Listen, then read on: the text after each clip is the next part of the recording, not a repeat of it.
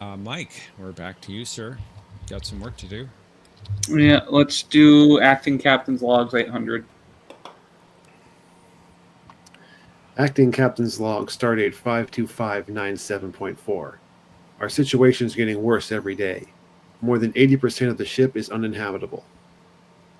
I believe that's What is Year of Hell. Unfortunately, that is incorrect. Mm.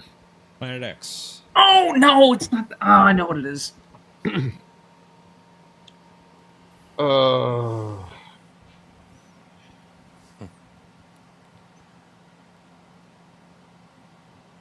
I pass. Omni?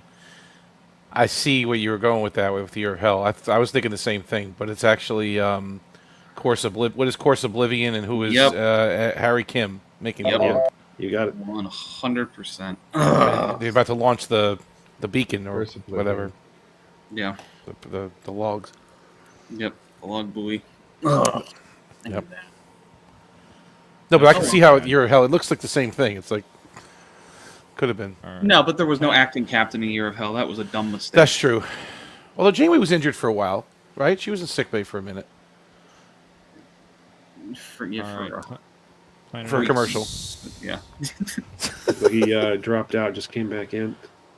Who's that? Oh, Planet X. okay. Never had so many All right, problems with Planet X. Verizon over the last few weeks. Huh. Sorry about that. We'll do. How about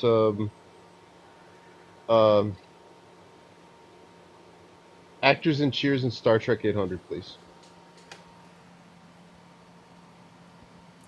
Lilith Sternin and Linnell.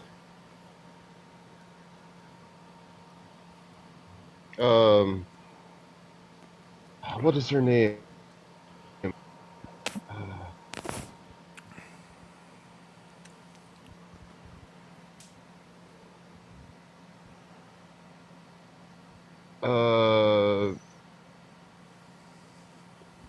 You want the name of the actress, right? Yes. Yep. I can't remember her name. I know who it is. Right. Omni? Who is BB Newirth? That's right. Never made love to an alien before.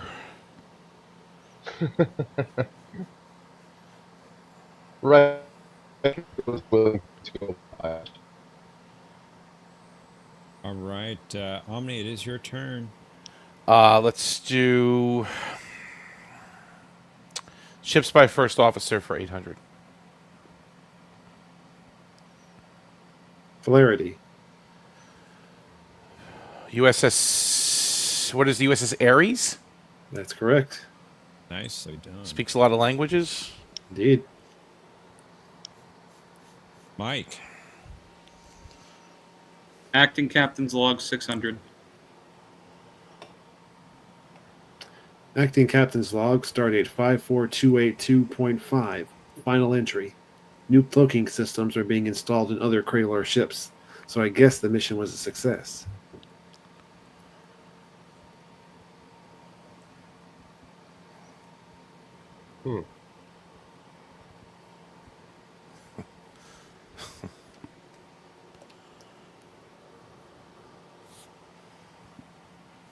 What is Nightingale?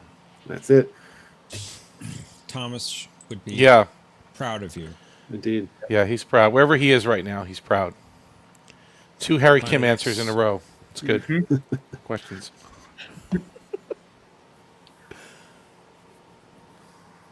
Okay, Planet X. Let's do actors and cheers in Star Trek 600, please. Mr. Osborne and Cora.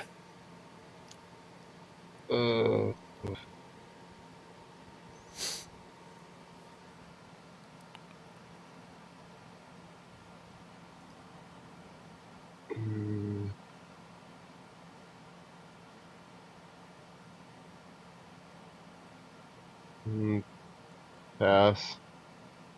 Omni? I had no idea he was in Cheers, but I know Korath was paid by who is Vaughn Armstrong. That's right. Done? Okay. Omni. Let's do ships by first officer for 6. Christopher Hobson. What is the USS Sutherland? That's one. Nicely done. Fire. Mike? Voyager casualties 6, please. Oh, that's who is?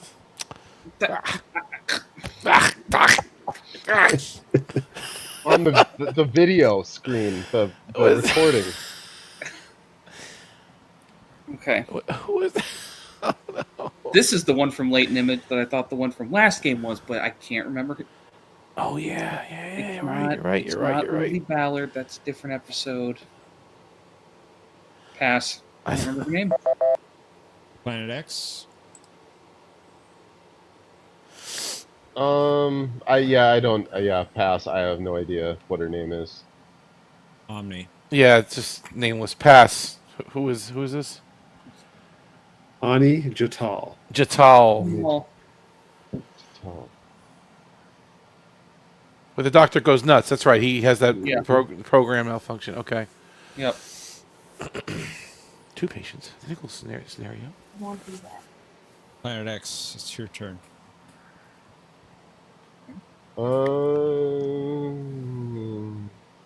Well. Patrick tells the wall.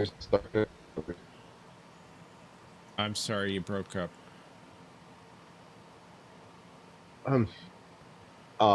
Actors in Cheers and Star Trek 400, please. Fraser Crane. Morgan Bateson.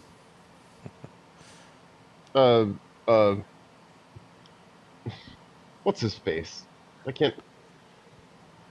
Why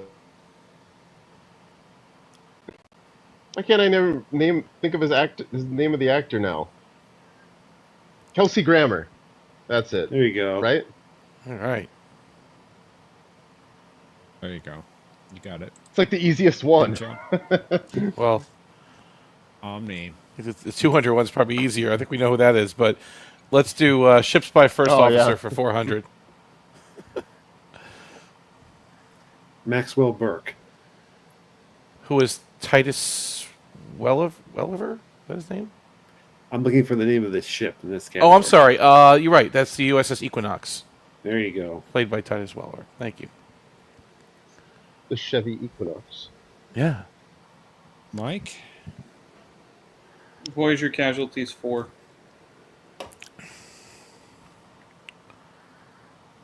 Oh, Who is Lieutenant Stoddy? That's her. Ah, finally one we remember, right? That's the one. so little screen time. Planet X. Poor Stoddy.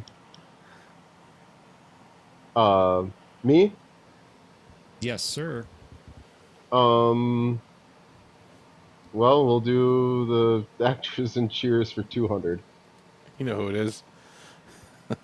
That's Rachel Howe Oh. and Savick.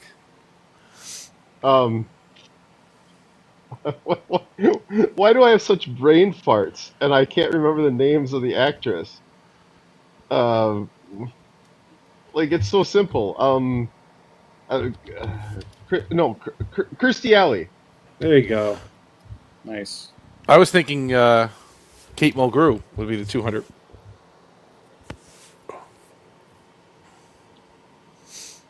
All right, Omni. Back to you. So I'm really curious to know the 200 on the Voyager casualties, but I'm sure we'll get there. Let's just do ships by first officer for 200. Pavel Chekhov. USS, what is USS Reliant? That's it. Very light. Done? SETI Alpha 5? SETI Alpha 6? Mike, it's your turn. Casualties 2. You gotta see. Is it who I think it is? Is it Cabot? That's what I was thinking. Oh, who's Ron Tudor? That's right. I was thinking Cabot too. I was like right there. It's got to be Cabot. Planet X. Wharf for 200, please. Or for 2. You got it. After finding it difficult to adapt to living on DS9, Worf decided to move his quarters to this ship. What is the USS Sao Paulo? I'm just kidding. Defiant. Very good. Worf likes the carpet. Special dispensation. Omni. Let's do acting captain's log for 400, please. Acting Captain's Log, start at 47160.1. The Enterprise is entering the Hyralan sector, which I believe to be the next destination of the mercenary ship.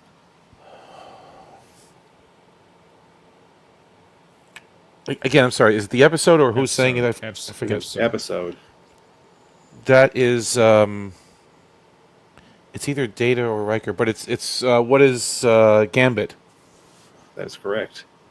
But Riker got kidnapped. Was it Data said it? Yeah, right. I don't know. Data at that point. That was Data. Okay. That was. Okay, Mike. Final clue is yours. Acting Captain's Log, supplemental. The skeleton crew left on board the Enterprise is unable to help in the search for Commander Data. What is Descent? That's right. Nice. Beverly. Crusher. Doctor.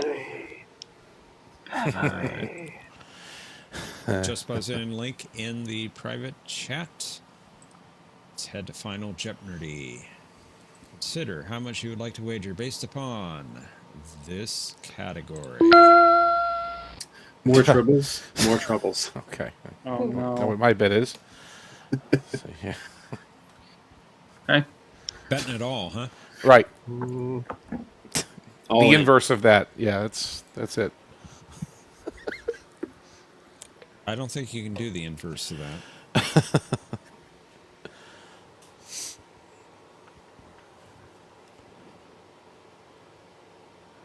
And I'm not seeing anyone in Just Buzz In. We're all here. You don't see us? No. Are we in the right? Are you in the right room? Use did I not? the one I just put in. The Jeopnerdy one, or which one is it? Yeah. Is it the? The Jeopnerdy one. I see us in here. I see Planet X and me. Maybe I'm in Okay. the wrong room.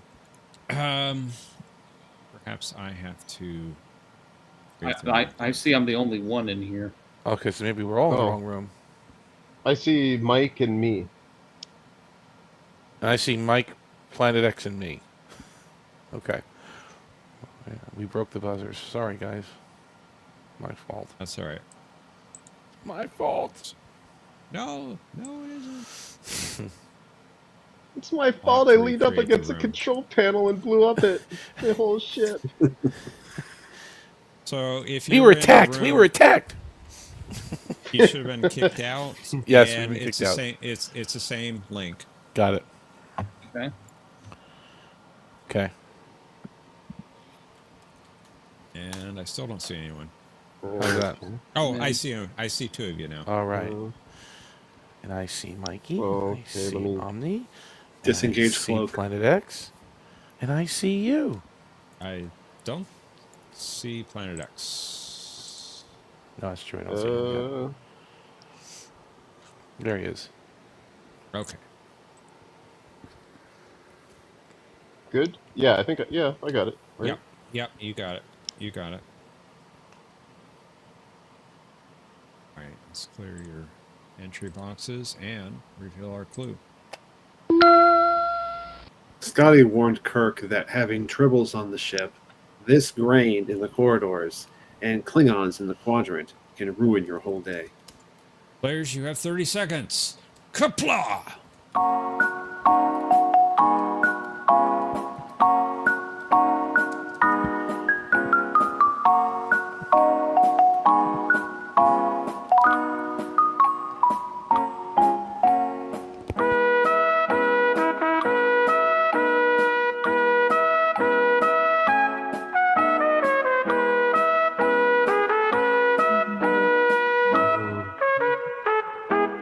Oh, I haven't seen this episode.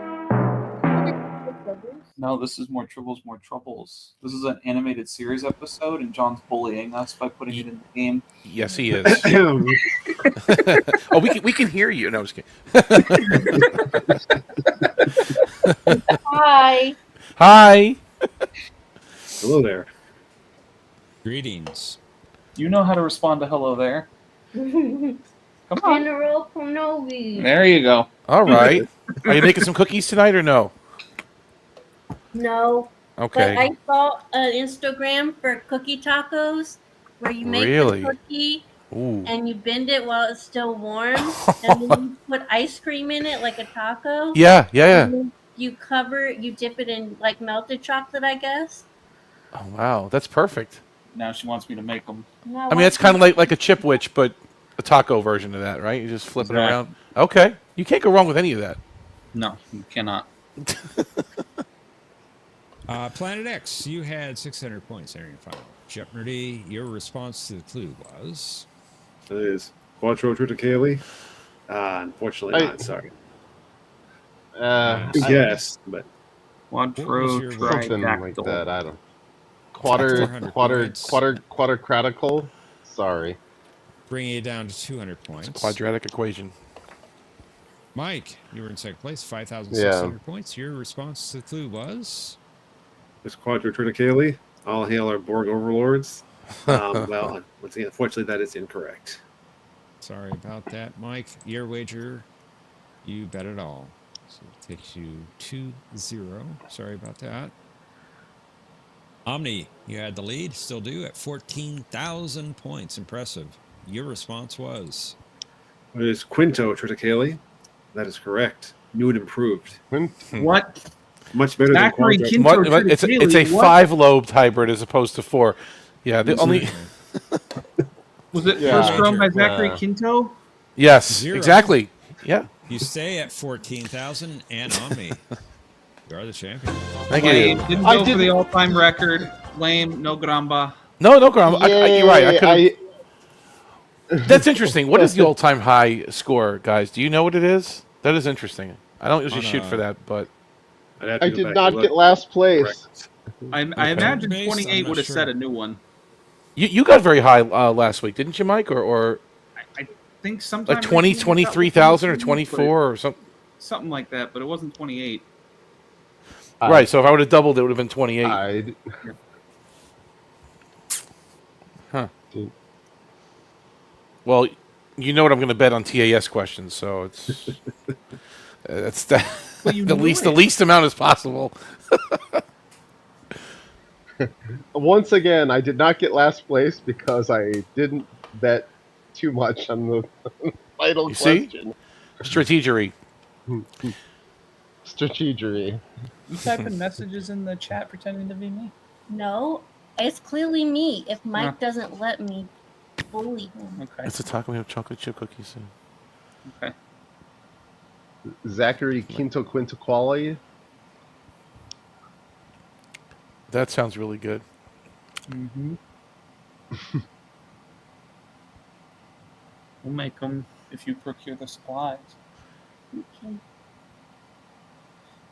I'm assuming vanilla ice cream, right? In the middle? Yes. Yeah. Okay. That's what I thought. You can do chocolate too, right? But yeah, but if it's chocolate chip cookies and ice cream, then it's just better. Because they sell the chip which is that way. You can get them with either like chocolate in the middle or vanilla, right? But it's like dipped in Thanks. melted chocolate too. Like you put like a chocolate dip on top of it. Is it the hard shell, like the candy Like the shell? magic Like the shell. magic shell? Okay, yeah. I can go for a sundae now. It sounds good. Sunday on a Saturday. You could eat the sundaes. It works. Chicken sandwich coffee. Will we be seeing an even more Voyager casualties category in Game 3, John? Distinct possibility. But they're all kind of no names, though, aren't they? Like most of them. That's a great category, John. That was a very good category. So good. I love it. Ensign Martin. Who the hell knew about? Who remembered that? Right? I didn't For some remember reason, that. I thought his name was Murphy. I knew it started with an M. I thought it was Murphy. I'm glad I didn't guess. But yeah. And we never saw him before that. We never heard of him before that. He was just a total red shirt or gold shirt in this case, right? Just gone. Yeah, I forgot what's her name's night, name Cap. in Unity. That was bad. And then the other one with Jatal, we should have known that one. Because they mentioned her name a few times in that They episode. do say it a few times when the Doctor's going berserk and breaking, literally mentally breaking. Kind of like Patrick was last night on the on his game show. Is the youngest Voyager casualty Kess? Possibly. The I mean, youngest? she wasn't 9 yet, right? Yeah. She was only She's not 2. dead, though. She's not dead, though. Oh, yeah. She broke on through to a She different went plane of full existence. Stargate and ascended to a higher plane of existence. Yeah. And then She sought turned revenge. into a koala. Right, and then Fury. We pretend that episode doesn't exist. It is strange, because how did she catch up to Voyager all the way, you know? I guess Right. she has superpowers, but... Koala. I like to pretend that episode doesn't exist. It actively makes me mad when I every time I see it. And she was They in need Captain to Braxton's ship, like the set, with those lights, the blinky lights behind the chair. That was the Braxton shuttle. And Arabic has a point. I guess technically Naomi Wildman was the youngest casualty on Voyager. Oh, yeah, because we have an alternate Naomi Wildman, right? Mm-hmm. Yes. You mean the baby that... Oh, I see. From Deadlock? Okay. Oh, you're right. Yeah. True. The original Naomi Wildman is dead. That's true. Yep. Well, again, that's the argument. It could be the other way, though. That the copy is dead. Yeah. And the Well, original no. survived. Either way, baby just born Naomi Wildman died. Yes. Yeah. Whether it be the original or the copy. Right. And it's the same thing. Well, not quite the same thing, but Miles O'Brien, the original Miles O'Brien is dead. Well, he's just out of time, though, right? Like, isn't that... Yeah, but the timeline that he was in, that one is dead. The one from the alternate timeline came to that timeline. That's so true. the Miles O'Brien that we're experiencing right now in all of the rest of Deep Space Nine, he's dead. We get the other one. Yeah. And all he says is, "There's been a switch. There's been a change." Yeah. Yeah. Feels like he was out of place, but he's like, whatever. You know, he's Irish. He doesn't give a shit. He's been through worse. Yeah. Yeah. He's been through a lot worse. I cite every Punish Miles O'Brien episode in DS9. He's an Irishman. He can handle it. Yeah.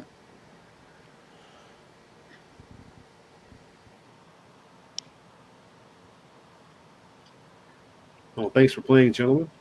Thank you for having us. Thank you. Great game. Great games to both of you. Indeed. Good game. Thanks, Mike. Thanks, One Planet Bridge, X. one O'Brien. And thank you, Omni. Thank you. Thank you. Thank you. Thank We'll you. put you guys backstage. You're welcome, of course, to join us for the chat. But then in the meantime, we'll bring up contestants for round 3. And in fact, it looks like we have one contestant backstage who hasn't played yet. Are there any other takers for our final slot for round 3? Brad, you want to come on up? Brad, Robert Rose, Brad, Paul, Patrick, Arabic, Paul. Come on up. Squirrel Girl. yeah, Squirrel Girl. She was promised to play with us. What happened with that? Come on. These aren't that hard. shaking her Listen, head this right week now. isn't that hard. She can handle these, right? These aren't that hard this week. She's shaking her head, not like in a bad way, in a dismissive way, but shaking Oh. her head as in like, I'm too scared to come on kind of way. But she's very okay. shy. All right. We got visual categories. This isn't that hard. Squirrel Girl? Hello? You there? Robert Rose has only got a smartphone. Well, so does Planet X here, and he got through it. I've done it from my phone before. Yeah, you can jump in, Robert. Now, let me ask you a question. Do you have the app on your phone, Planet X, or no? The StreamYard app? Or are you just playing through the browser? I'm just playing through the browser because I'm not. Okay. I'm at Squirrel Girl's apartment right now. Got it. And so, yeah, my computer is at home, and so I'm just playing on the phone. But you didn't download the app for the StreamYard app. You're just playing right through the browser part of it. Okay. Yeah, it's on the Chrome. I'm on the Android phone with the using Chrome browser. Okay. Yeah. Okay. There's an app? I Yeah, didn't even know there was an app. yeah, there is Weird. for StreamYard. It's free. You can download it. I guess it works a little smoother, but probably not light years better. You're right. I did Scott. notice, though. It is a lot of fun. Oh. Yeah. I switched to. I was using. I often use Brave browser, Okay. but Brave has issues, and so Really? when I switched, yeah, like for when use I it use what? I use it almost exclusively anymore. Yeah, same. Yeah, I do too. I use it for like literally almost everything. I use Brave, but like for some things, like the StreamYards thing, for whatever reason, the StreamYards, when I do this, when I'm at Squirrel Girl's place and I'm using it on my phone, the Chrome browser on my mobile works better than Brave for whatever reason. Okay. But otherwise, Brave is like, yeah, my go-to. They're based on the same code. Now, there are differences, obviously, but they're both Maybe I'm based doing off of something wrong. Chromium. I could be doing something wrong. I don't know. I have an older Shots- phone too, so Shots fired, Patrick. Well, who should get a real phone? oh, me? Probably. I do. I do need to get a better Maybe. phone. It's old. Oh, be careful. Okay. Stay safe. What? You're in that tornado area too? Okay. That's rough. The weather's coming in here too. Yeah. We're getting a light show right now. Okay. And with those in the meantime, I can bring up our Krasula, who has been waiting backstage. You honor me with your pronunciation. Planet X. Tell Patrick you'll get a real phone when he lists all the real 22nd century captains and doesn't exclude. Hi, Bunny. Don't let him bully you. Don't let him peer pressure you. Yeah, I hate switching over new phones. I know they make it pretty streamlined, but the one I have now, it just works. It's an Galaxy Note 9. It's from 2019, I believe.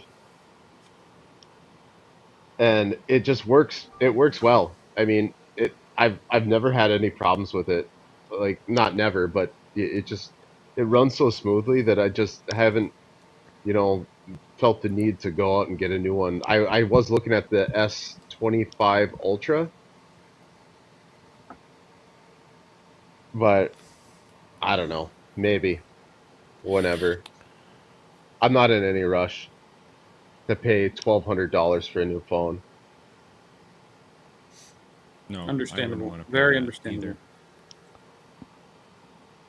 Maybe I'll get the fan edition, S24, something like 24, 25 fan edition. It's like $500 or $600, I want to say. I like the Motorola I don't one, do- the flip one, the Razor, but I would never leave my Apple, the iMessage. Yeah. I'm blue. I can't go green. I can't. I'm Yeah. on group chats. I know. I cannot go green. Once you get into a certain environment or whatever, it's hard to switch. I had little trouble going from iPhone to Android. Oh, huh. I just wish Apple would make a flip. If they made, I don't care if it costs like $3,000 or $5,000. I don't care whatever it was. Shut up and take my money. I need the flip phone would be awesome because I could put it in my pocket a lot easier. I'm not on it all that much where it needs to be open all the time. So that's why I love that Razr phone or the other flippable one they got on the Android side. But I can't make the switch. I just can't for business reasons. I can't do it. Oh, we're all blue. We're all in group chats. I can't be the only green one. It kills the group chat. You add one Android user to a group chat, it destroys the whole thing. An iMessage group chat, it kills it. you can't add users. You can't take them away anymore. It's it. Like you're stuck. I didn't know that. I mean, you can use WhatsApp or a different kind of messaging app that's probably more robust. But if you're using just iMessage, They force you to be blue. They force you. You don't get the they goodies you. if you're not. Yeah. They want to get you in stuck in the whatever Yeah. they're doing. Exactly. Yeah. So Yeah, any I've never. takers for our last spot? We're round 3. Sorry to interrupt. No, it's fine. Wow, Brad. Wow. Well, do you have? Are there 3 players? Well, we have Krasula here who hasn't played yet. Plus, we have the players from round 1. But I was just wanting to see if there was anybody who hasn't played yet who would like to go into the last round. Oh, okay.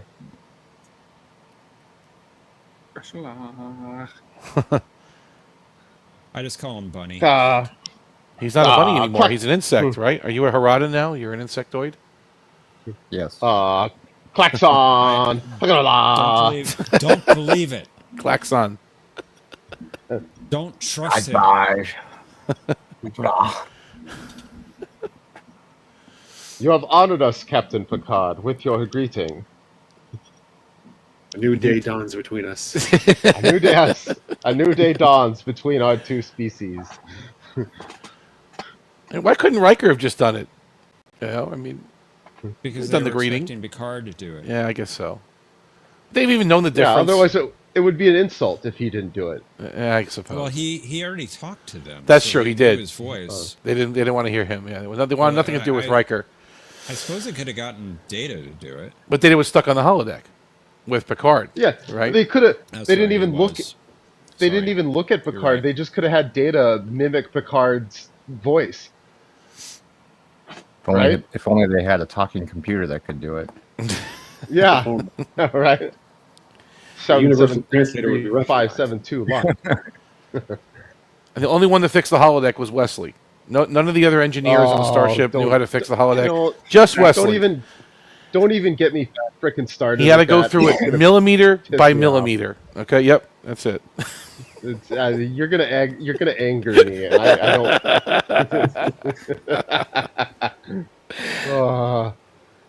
I can't take. Even Jordy's looking at him like he doesn't know what he's doing. All right, just do it. Just fix it. Yeah. Yeah, even Jordy's like, I don't know what the hell this kid's doing. He's he's like 50 points ahead of my IQ. I don't know what the hell's going on. Take your time. You could miss something. Okay, thanks, Jordy. Appreciate that. Yeah. I can't take it. Roddenberry, Wesley, Gene Wesley Roddenberry. That's right. That's him. Yep. The worst, the most egregious Gary Sue I've ever seen in my entire life. Yeah, Gary Sue. Eric says one day I'll have enough grumba to attempt competing against such Trek trivia. Oh, come on, it's fun. You got Cinnabon here, who's now an insect. You got me. It's easy. Robert Rose says I'd like to see Windows Mobile come back. Okay, yeah, that'd be cool. But Eric, come on up.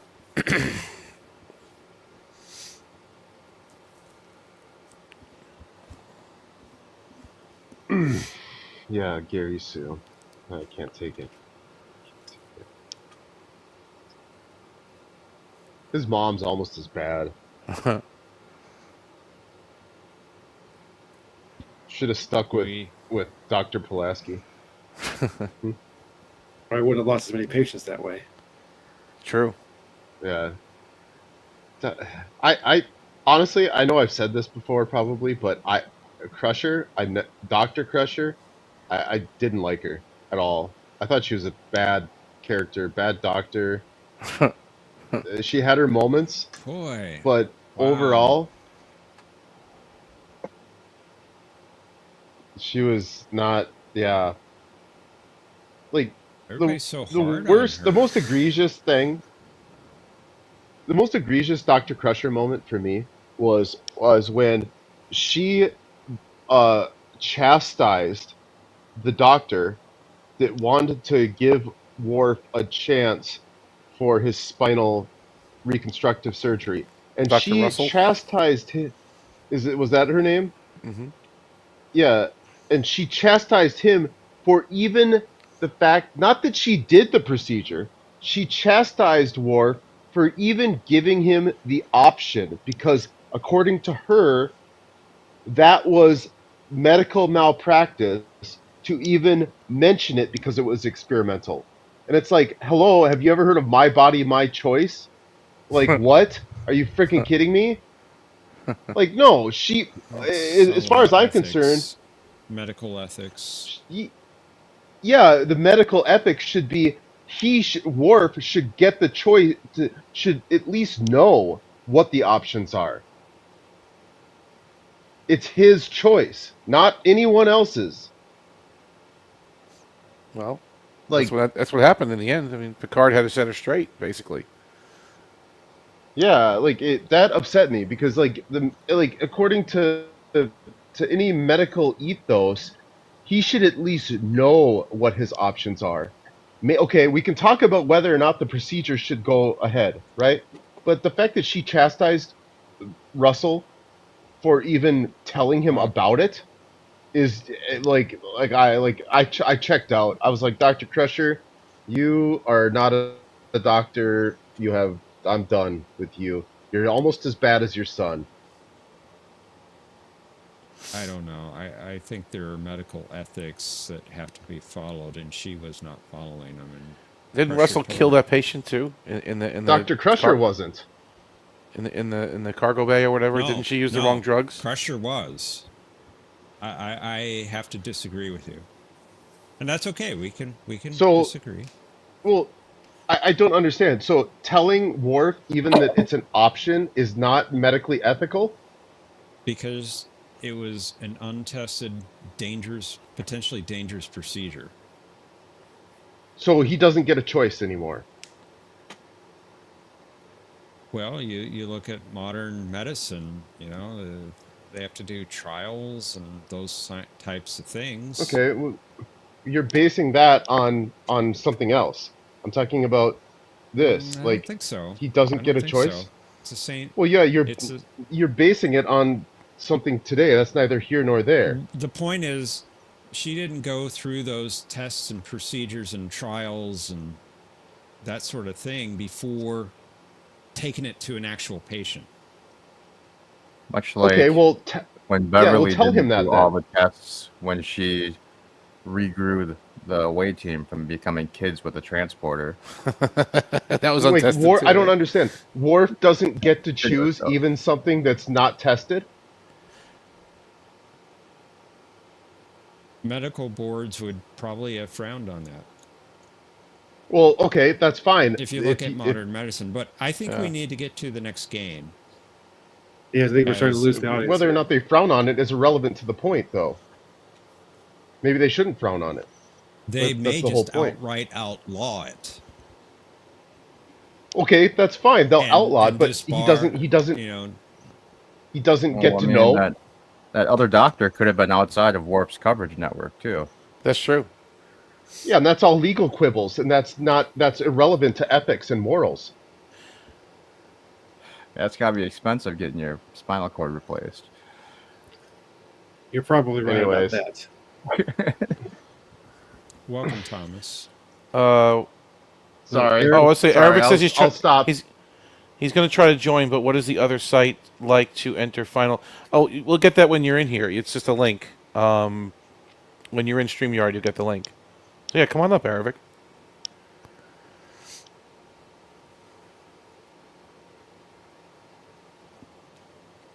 Well, I guess I won't be able to take my bird to the entertainment center in Lacarian City for his birthday. Thanks, Jeff. Will that's Jeff's fault. And when he asks why he couldn't go to Lacarian City that day, what would you have to tell him? The librarian forced me to play Jeopardy. Invaded his home and forced him to play Jeopardy. I don't have time to do that kind of thing. Eric says, Thomas is not available. I think he's just listening. I don't think he's coming in tonight. I think we're about to get a tornado here. That's not good, Planet X. Oh, are you outside the Twin Cities? You're You're in the Midwest, aren't you? Right here. I would say I'll say north of St. Cloud. Okay. Actually, we don't have any storms. I'm down in Bloomington. We don't have any storms down here. Oh yeah, if you look Thomas is at not home yet. the St. Cloud area, there's like this giant red blob that's going through us with all these warnings. Oh geez, is that a tornado warning? Oh, we have a tornado warning here. Be safe. Yeah, Squirrel Girl just told me there's a tornado. Yeah. Yeah, I don't know. It's really bad. It's looking really bad. She said there's a tornado warning where we are. To take cover. There's a tornado. Squirrel Girl said there's a tornado warning. Professor, that's when you get the cameras out and go stand by the window. I think that's why they issue the warnings. Yeah. That's usually what I do. I can't believe you would suggest such a dangerous thing. That's what you do. When you hear those sirens go off, you go outside. So you got your close-ups. Lord help Haven't you seen Twister? Come on. Yeah, you got to get in your car and drive towards it. Where's Dorothy? Where's the machine with the golf balls in it? Let's go. Get it out there. That's the whole fun about living in the Midwest is you just go storm chasing because there's amazing. Else here. There's something very freaky about it, especially during the day when the sky goes green. Actually, it's amazing. I've seen it. That's when it's fun. Oh man, and you could smell it, and then the ice chunks start coming down, right? Like the hail and the. It's Mother Nature's pretty amazing. I mean, but there's something about that when you're in the Midwest and the plains there, and that sky goes green. It's like, whoa, boy.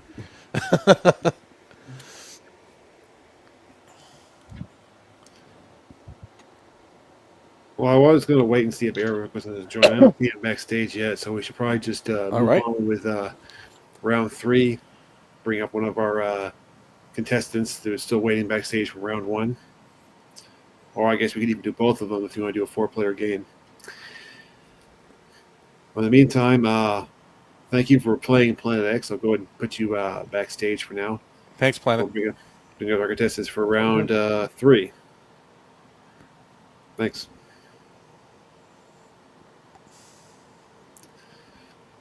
And welcome back to Patrick and Mercer.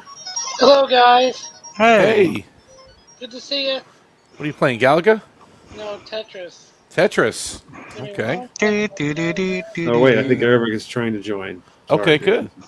Arabic. Sure. What's up? Hey, Arabic. How are you? Fresh meat. Can't hear him yet.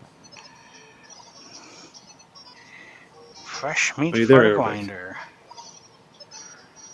Is that the Game Boy version of what version of Tetris are you playing there? It's the original Nintendo. Okay. Version. It's on the Switch. The OG. Yeah, it's the original Nintendo version. I'm doing Are you there? I'm almost done. There we go. Did it. Thank you. Yay. I had to complete like a certain number of lines. We still can't hear Arabic. Maybe check your audio settings. Make sure you got your mic. And Nermal decided to fall asleep on us. You know, I thought about when you guys were talking about an alternate Harry Kim and an alternate O'Brien that had been time displaced and were actually different people. I'm thinking the same thing happened to my cat maybe like a year ago. That maybe I'm actually hanging out with a different cat than I have been. Yeah, it's possible. A different Nermal. Like an Or alternate version of Nermal. Or is Nermal still the same, but are you displaced? No, I'm good. I think Nermal's been displaced. I think Nermal knows a little too much. Nermal knows too much.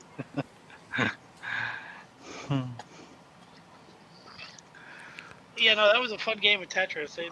Basically, I stack up the pieces as high as they can go, and then I play it at the fastest level, and you have to get 25 lines.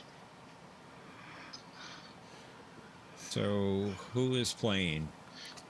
Everybody is. We're going to do everybody. Everyone. We can't do that. Sorry, Arabic. There seems to be some kind of technical issue. Wait, there he is. We see his camera. Hey, Arabic. Say something. We can't hear him. We see you, but we can't hear you. Yeah, there's no audio. We can't hear you, Ervik. Check your audio setting. Okay, he's checking the settings.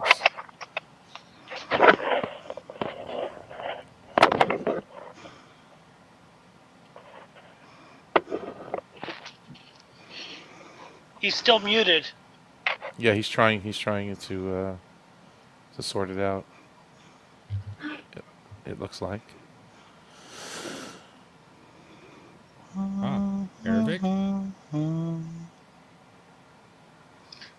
Nope, we're still not hearing you, although you're not muted anymore.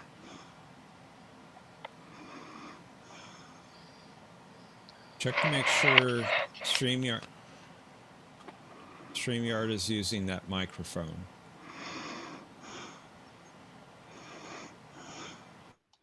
There's a settings button at the bottom. Yeah, the audio. And from there you can go to audio.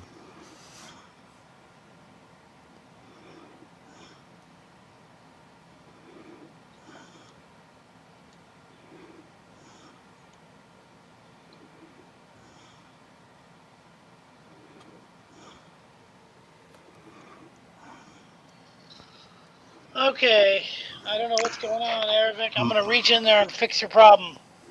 Must have been made in a plant in Dakar, Senegal. I watched the construction. But you did not hear the construction.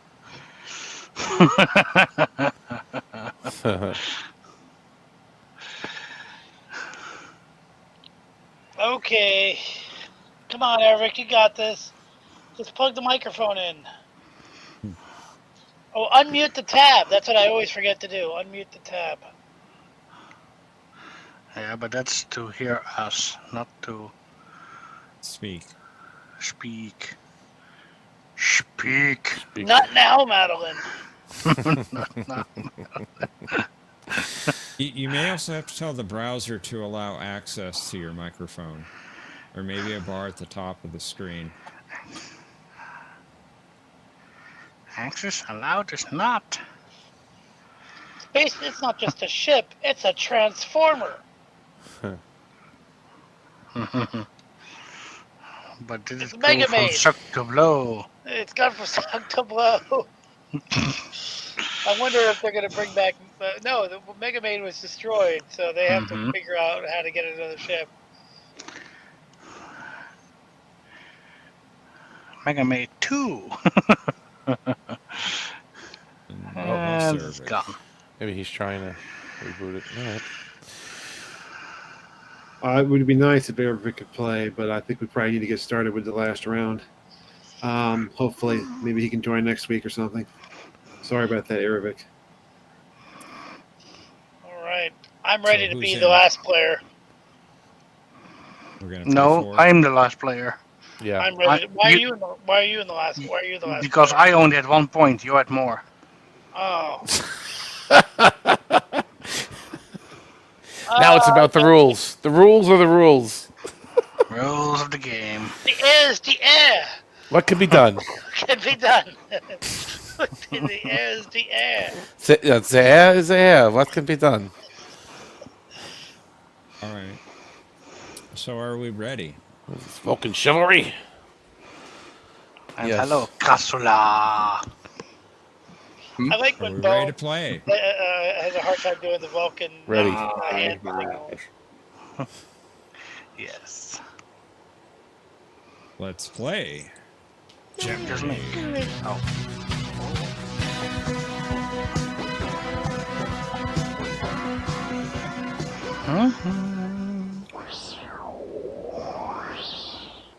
I'm pressed for time, though. I'm very many things to attend. You're always pressed for time. Sorry about that, director. You're always unsettled. Our first category, other non-captain's logs. Again, you'll be identifying the episode. Next, we have Odo.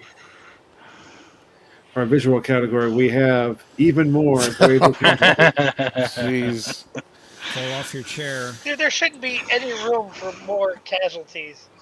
Actors in Frasier and Star Trek. I want you to name the actor, like last time. And finally, Ships by Chief Engineer. Oh, wow. Okay. Omni. Is this game returning broadcast champion. at 1080p? Of course it is. Let's do other non-captain's logs for 1,000, please. Helmsman's log, starting at 502.52.3. While Voyager takes on supplies, Lieutenant Torres and I are investigating some intermittent sensor readings we picked up this morning. They're in a shuttle. That's I know that episode. It's a good one. I think it's not the Cloud. It's what is the Swarm? That's it. Tom Paris. Very good. Welcome, Bunny. It's your first turn.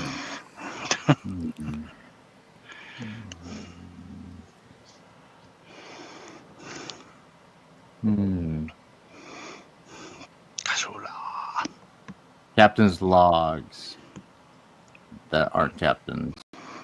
800. How much? I'm sorry. What? How much? 800. Thank you. Ship's log, supplemental. Lieutenant Uhura commanding. We have assembled an all-female rescue party in accordance with Mr. Spock's request. Animated series question. Refuse to answer it. On principle. Your loss. Mercer. Pass. Patrick. What is the lower light signal? That is correct. There you go. Very good. Yeah. Well, her kicked butt in that episode. She was tough. She did. In that one, She right? did, Yeah. really. She was Welcome having back. none of it. Welcome back, Mercer. Hey, thank you. Let's do Odo for 1,000, please.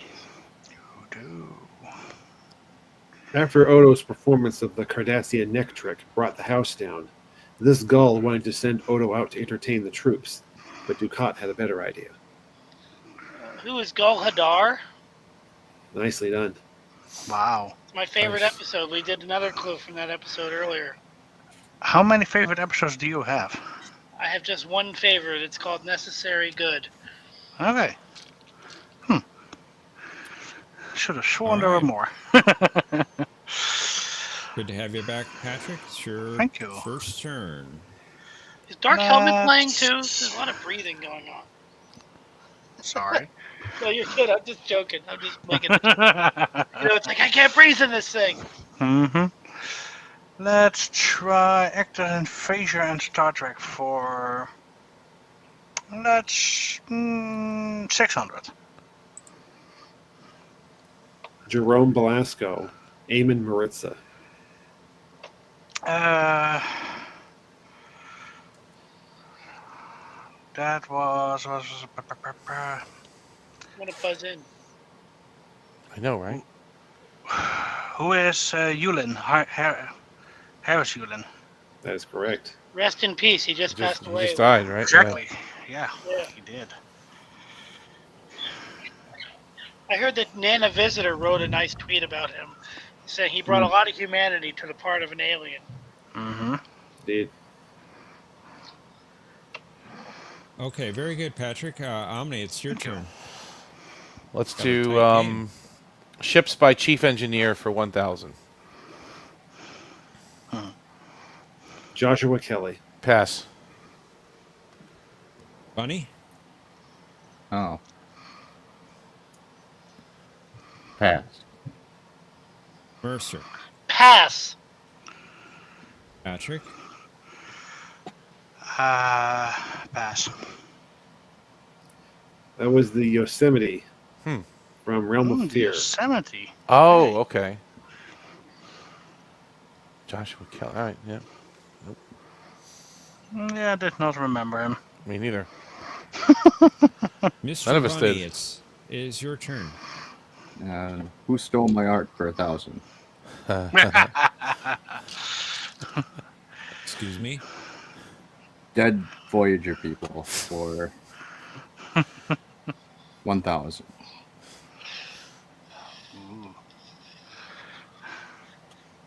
Oh yeah. Well, I ain't going in there. That looks like a set.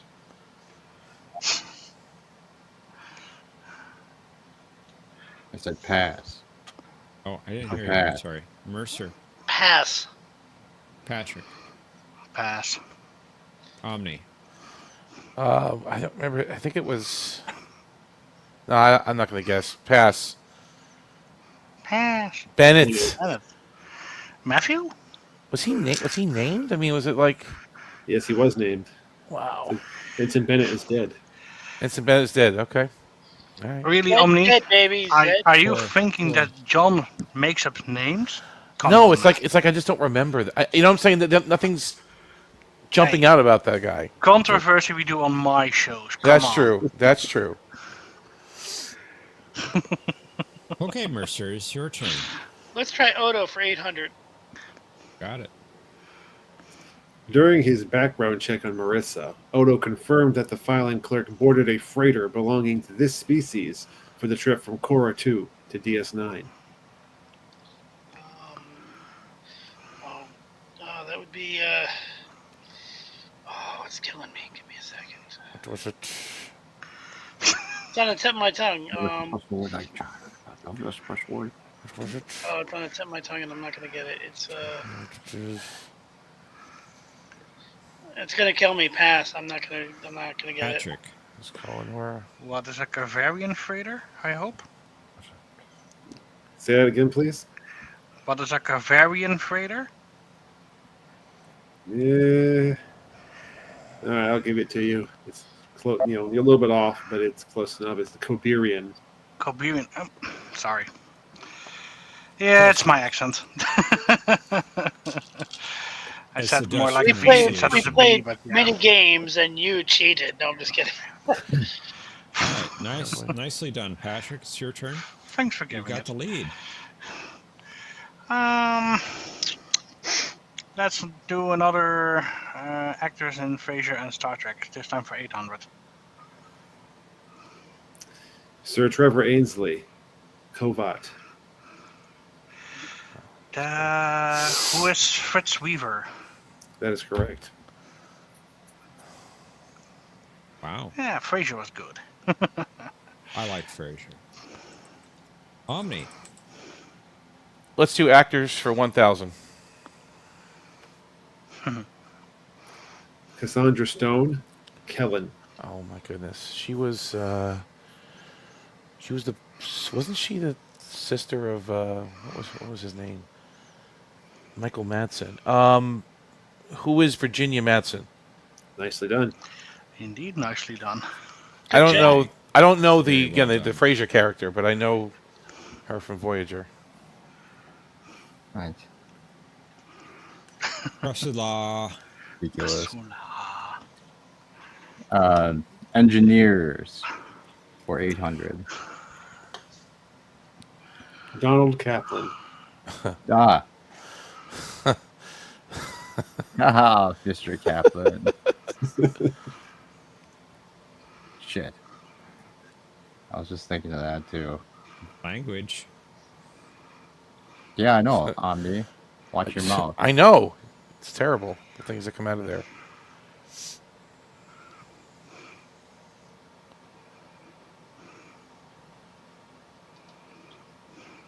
And what is the Intrepid?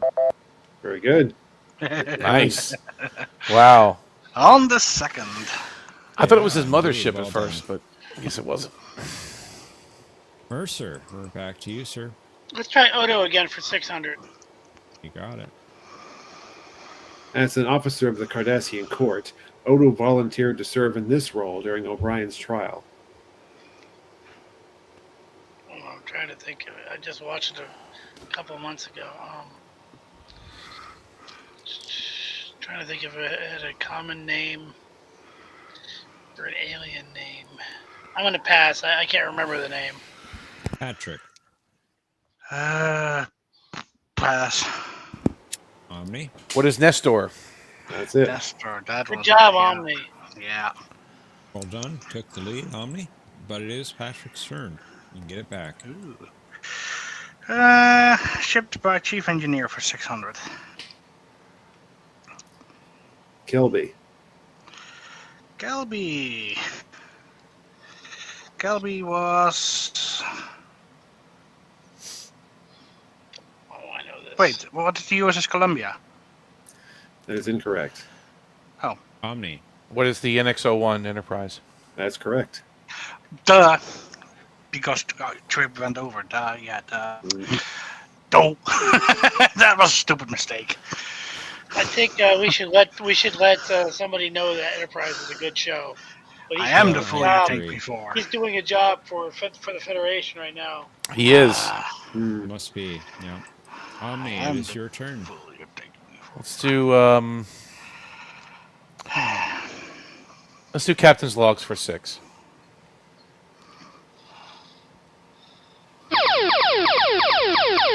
Okay, you found the Daily Double. You have the lead. You have a 1,400 point lead over your nearest competitor. How much of your 5,200 would you like to wager? Let's do 800. All of it. Oh. No.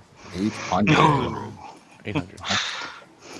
Enterprise Medical Log, starting at 5027.3. Dr. Leonard McCoy recording. I'm concerned about Captain Kirk. He shows indications of increasing tension and emotional stress. Even I know this one. That is it the Enterprise? What is the Enterprise incident? That's the one.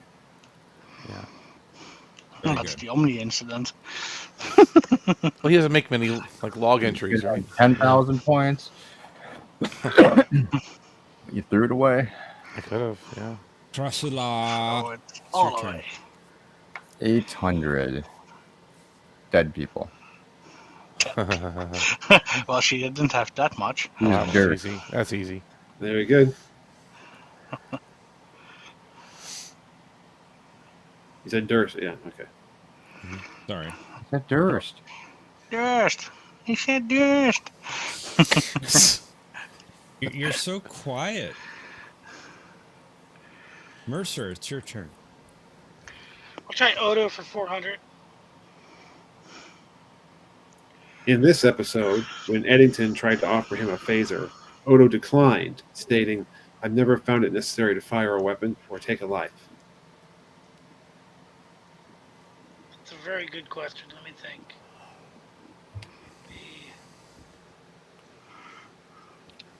What is Broken Link? I'm afraid that it's incorrect. Patrick.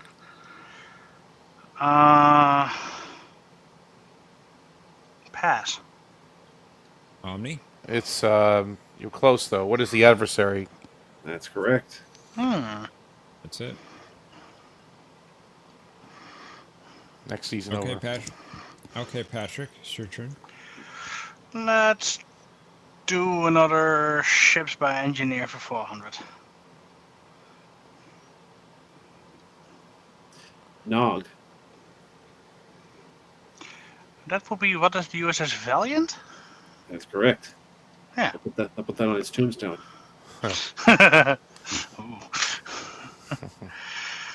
Very good, Patrick. Omni, it's your turn. Still believe he should be captain of that ship as a commissioned officer, but okay.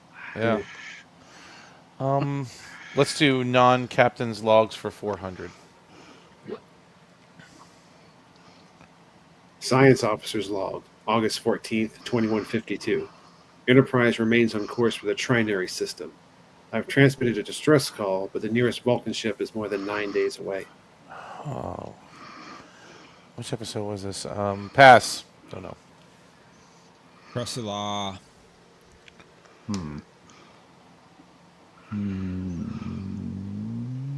Pass. Mercer. Oh, this is my favorite episode of this series, and I can't think of the name of it. One of the black hole. What is Patrick. What is Singularity? That's the one. Sorry about that. It's one of my favorites from Enterprise. Oh, it really is, and the time seemed to go really fast, but that's fine. Krasula. Barge the Dead for 600.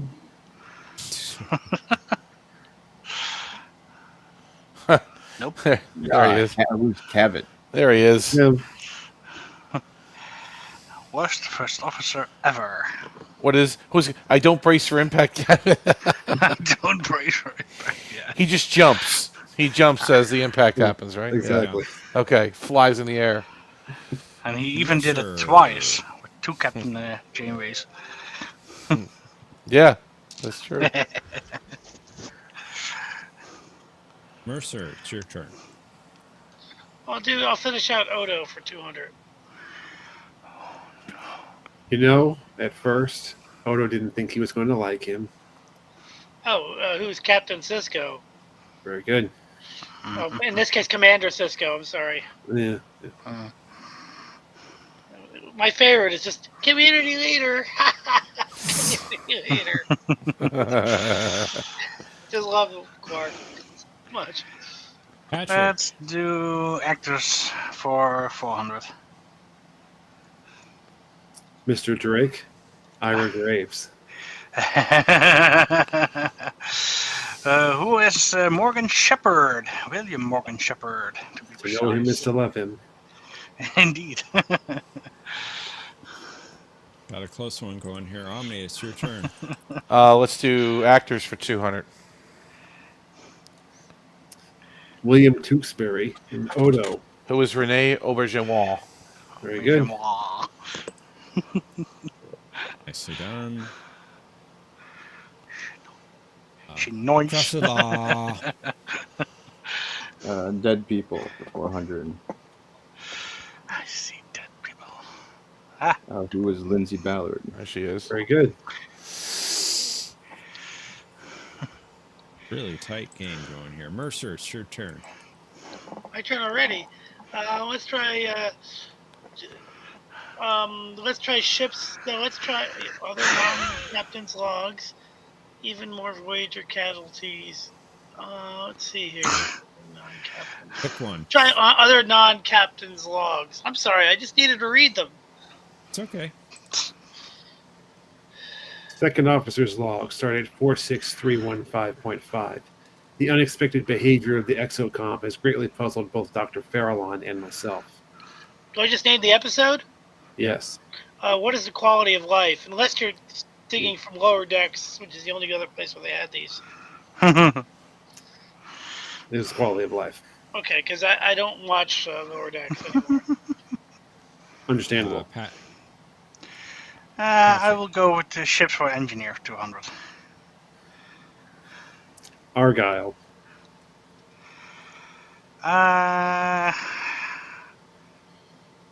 That's what is the Enterprise? Duh. Which one?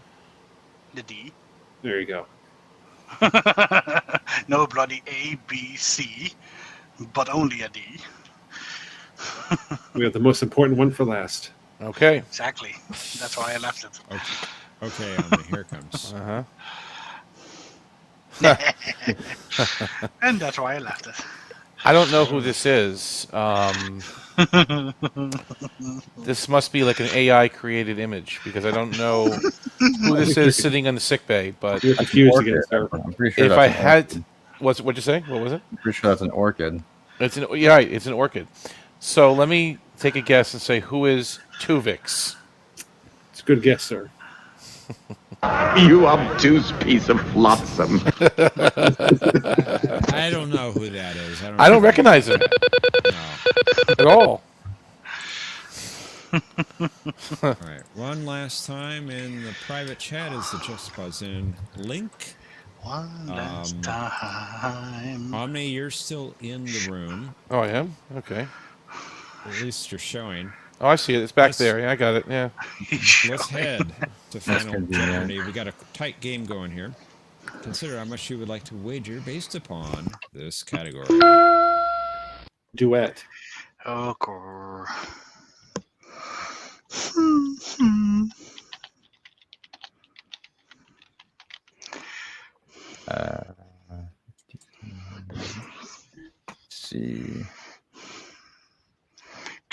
1 multiply by 6 times pi, and I say we have to go that high. Take the natural log. And I say we have to go that high. I like when he just steals the thermal uniform, and he's like, "Oh, I got the it's quite cozy."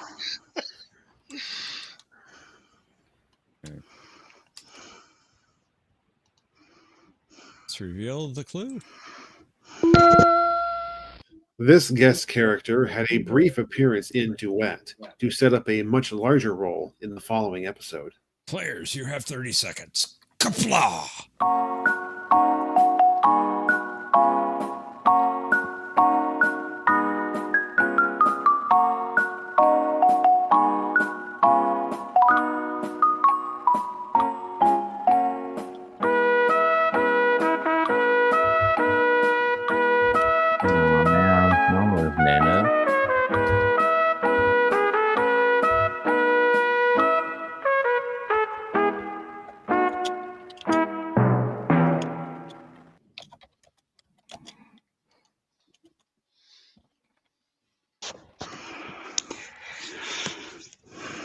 Professor Law, did you buzz? Oh, do I have to? Yes. Yes.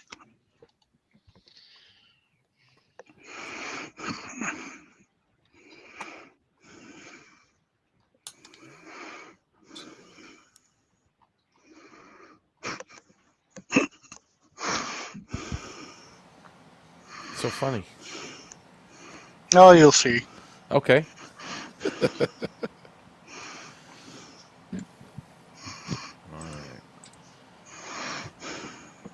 Mercer, you had 2,400 points entering final Jeopnerdy. Your response to the clue was... Who, Neela? By the way, Duet is so good. He never made it to Korra 2. Yeah. That is correct. Nicely done. Nicely done. Well done. Well done. Thanks. Indeed. What was your wager, Mercer? Nice. Not at all. Good job. Very up good. to 4,800 points. Let's see if that's going to be enough for you. It's getting dangerous on here. Krasula, you had 5,200 points in the final Jeopardy. Your response to the clue was...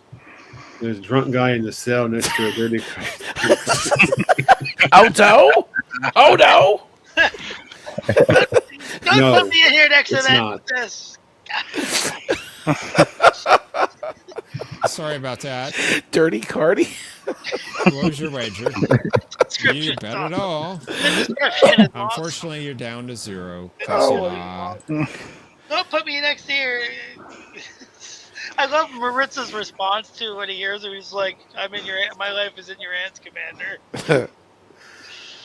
Patrick, you were in second place with 6,200 points. Your response was... Yeah. Pursue, but I mistyped it. It's pursue. I was running out of time. Didn't know anything. I think pursue, but I mistyped. So yeah. Pursue. And I knew it was wrong, of course. Sorry about that, Patrick. Your wager. Not a problem. Only 200 points, taking you down to 6,000. Well, let's see if that works out for you. You currently Don't think so. Are still in second place. Omni, you had the lead and still do at 7,200 points. Your response was... Neela? Nicely done. Well done. And your wager... 5,201 points, giving you 12,401 points. Thank you. And Omni, you are the champion. Good game, guys. That was fun. Not that count for much if he is always too late on every subsequent show. Which one? That you won. Now let me ask you guys. Doesn't really matter if you're always held up by Paramount. I mean. Oh, I'm sorry. Saturdays have been a little bit tough for me, guys. I'm sorry about that. Do you guys think it was necessary? This time of year. I'll be right back. Yeah. Did you guys think it was necessary for that guy that this was just described by Kasula, the guy that he would describe? Do you think it was necessary for the episode to work for him to kill Maritza? No. I don't like it. Did it help? So you don't think it helped the episode? Like, I don't think he had to die. So I said this before. Sick bay was right there. Yeah. It was 5 feet away, and it was a stab wound to the back. Like, do you think it drove Kira to even a bigger understanding of what was happening than it would have been had he not died? I know. It's more dramatic that way. It was too. I thought it was too quick of a change. Like, because up until that episode, she was all about killing Cardis. That's the whole point. You think the death at the end worked to make that transformation? How about this instead? How about they blow up his ship on the way out? Something like that. It's the same thing, but I don't know. I guess it's less impactful, though. Maybe you're right. But he did it because he's a Cardassian. And Yeah. Like, you know what I mean? That was the whole point, that she got over that. It's a play. What we watched is honestly, it's a stage play. That episode totally agree with is 100%, and you have to have that at the end of the play. It's almost like, and even the way that they pull out the camera at the end of the episode, you're waiting for a curtain to come down at that point, right? That's a very good point, and that's what they tried to do with a similar episode called Waltz, is they filmed it like it was a play. It's very much so. And I would almost argue that even Pale Moonlight, in some ways, was not filmed like a play, but the acting was very play-like. When Derek says, "I'll take my leave of you now," that's such a play kind of line. Best not to dwell on such minutiae. Yeah, it's just, it's interesting. So, but yeah, it's a little bit much, but I agree with you. Yeah. Hey, Planet X. Because you end up liking the guy at the end. Yeah. Eamon Maritza. And he did a really good impression of Goldar Heel. Well, so he thought. Yeah. I mean...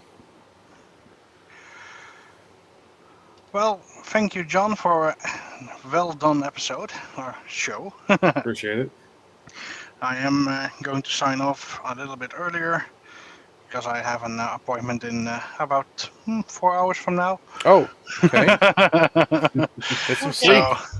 So I'll get some sleep indeed. Good job, Patrick. Thanks. And Pursue. It was fun. Pursue. It was fun. I'll see you. Good job last night, Patrick. I mean, tomorrow I'm Millionaire. Yeah. Don't let them give you a hard time. You did your best on coming up with the game for us to play. It was designed that way. So yeah, have fun and good evening. Good night, Patrick. Bye. Take care, Patrick. Good night. Yeah, it's it was definitely a show that you could only do on DS9. Like, that's what made it great, is that show, that style. Story. What about the one with Beverly when she does an investigation? What is that? Oh, I hated that episode. You know, with the alien and the metaphasic shields. You know, like that was kind of like Reggie. Yeah, like that was kind of the same kind of thing. Like, you know, she does a voiceover throughout the whole episode. And they had this thing with Guinan and tennis. Right, exactly. The tennis thing. Yeah. I don't ever watch that. Mm-hmm. I don't like that episode. Yeah. Beverly is grating. I think somebody was talking about how they didn't like Beverly. I didn't like her for the same reasons, but there's something about her I didn't like. There's a lot of crush or hate. I mean, I understand. I know what you're saying, because she wasn't exactly the most likable, and she wasn't exactly the best doctor. She wasn't even exactly the best mother. So I know what you're saying. Like, that doesn't matter. I mean, that could make for a more interesting character. I'll tell you what I did like her, though. I liked her on the bridge when she was in Descent. I thought that was interesting. She actually commanded the Enterprise pretty well for a non-bridge officer. You know, she did pretty good. Well, here's what I'm saying. I liked her because she was flawed. You know, I liked her because she didn't know Pulaski's memory erasing technique. I liked her because of that. You know, I liked her because she wasn't perfect. There was just something about her that I didn't like. A lot of, like, I liked Remember Me, but there were a lot of episodes that focused on her that I didn't like. Remember Me is probably the exception. All right, so how about this? How about we pick out where she did the best? Like, because there's not that many. Like, what episodes or what movies or whatever, where did she actually shine the most? She did really good in an early episode where Picard falls into, like, a pit. Hey, Arvik. And then, you know, hey, they were fighting these big the Arsenal of Freedom. Yeah, she actually was pretty good in that, you know. Like, I haven't seen it in 3,000 years, but she was good in that. She was good in Remember Me, like I was saying. Okay. She was good in that one. Cause and Effect, she was really good in that as the linchpin of that episode. You know. Yeah. Okay. I can see that too. Yeah, I know what you're saying. In the quarters when she hears the voices and stuff. Yeah, she kind of. Very important. Yeah, I'm thinking it through now. Okay. You know, she was very important to how that episode happened. Anytime she's, I liked Attached. You know, that was good. I liked. Yeah, that wasn't bad. That wasn't bad. Where she let's see, when she runs a play, those are good episodes. Well, the Nth Degree, when she kind of runs the. I'm trying to think. She did the play in Times Arrow, and she did the play in. It's true. What is it? The. She wasn't bad in Disaster either, with her and Geordi in the cargo bay. That was a strong episode. She wasn't so bad in that one either. Yeah. No, didn't have any patience to be able to kill off. She just sometimes annoyed me. Like, I just didn't care about her enough to go along with that Suspicions episode.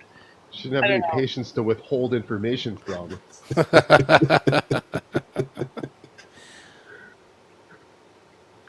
No, she was just bullying Geordi about joining her play. Exactly. Does Starfleet feel we need more shakedown time? Well, all right. Then let me ask this: she's pretty proud of the work she did in Picard season 3. In interviews, Gates has said that she's very proud of, because she said that in the movies they gave her nothing, next to nothing in the movies. It could have been anybody rattling off those medical jargon, right? So, do you think she did well in Picard season 3? No. She had an arc of sorts. I mean, she was the mother of Jack Crusher. She's kind of like an action Barbie. She was in Picard season 3? I thought that was Carrot Top.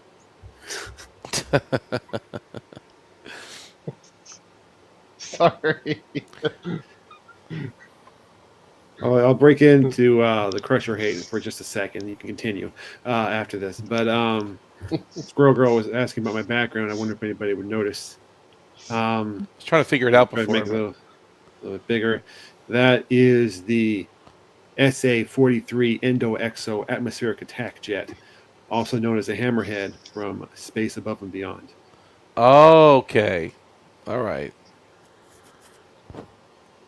That's cool. Looked like it was a museum piece or something. I couldn't make it out exactly what it was.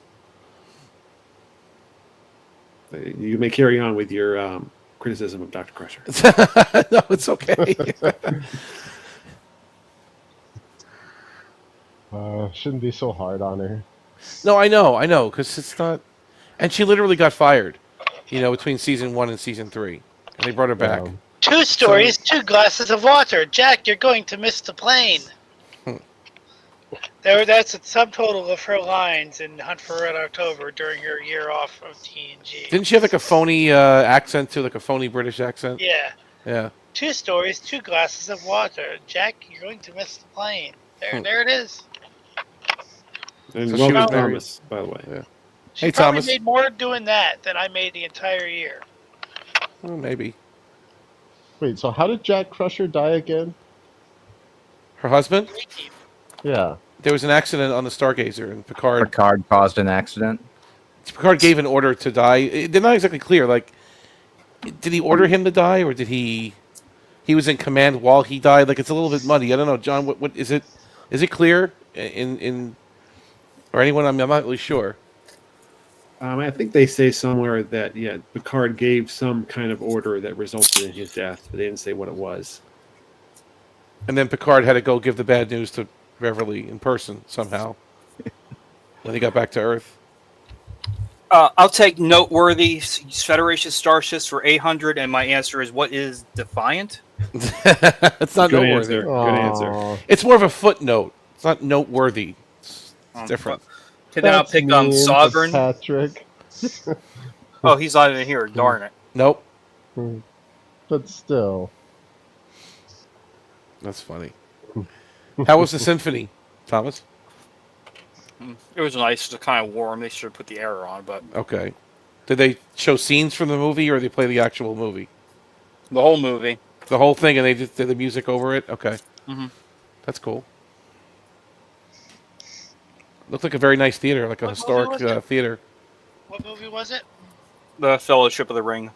Oh, that's my favorite of the trilogy. Wow, I would love to see that in the theater.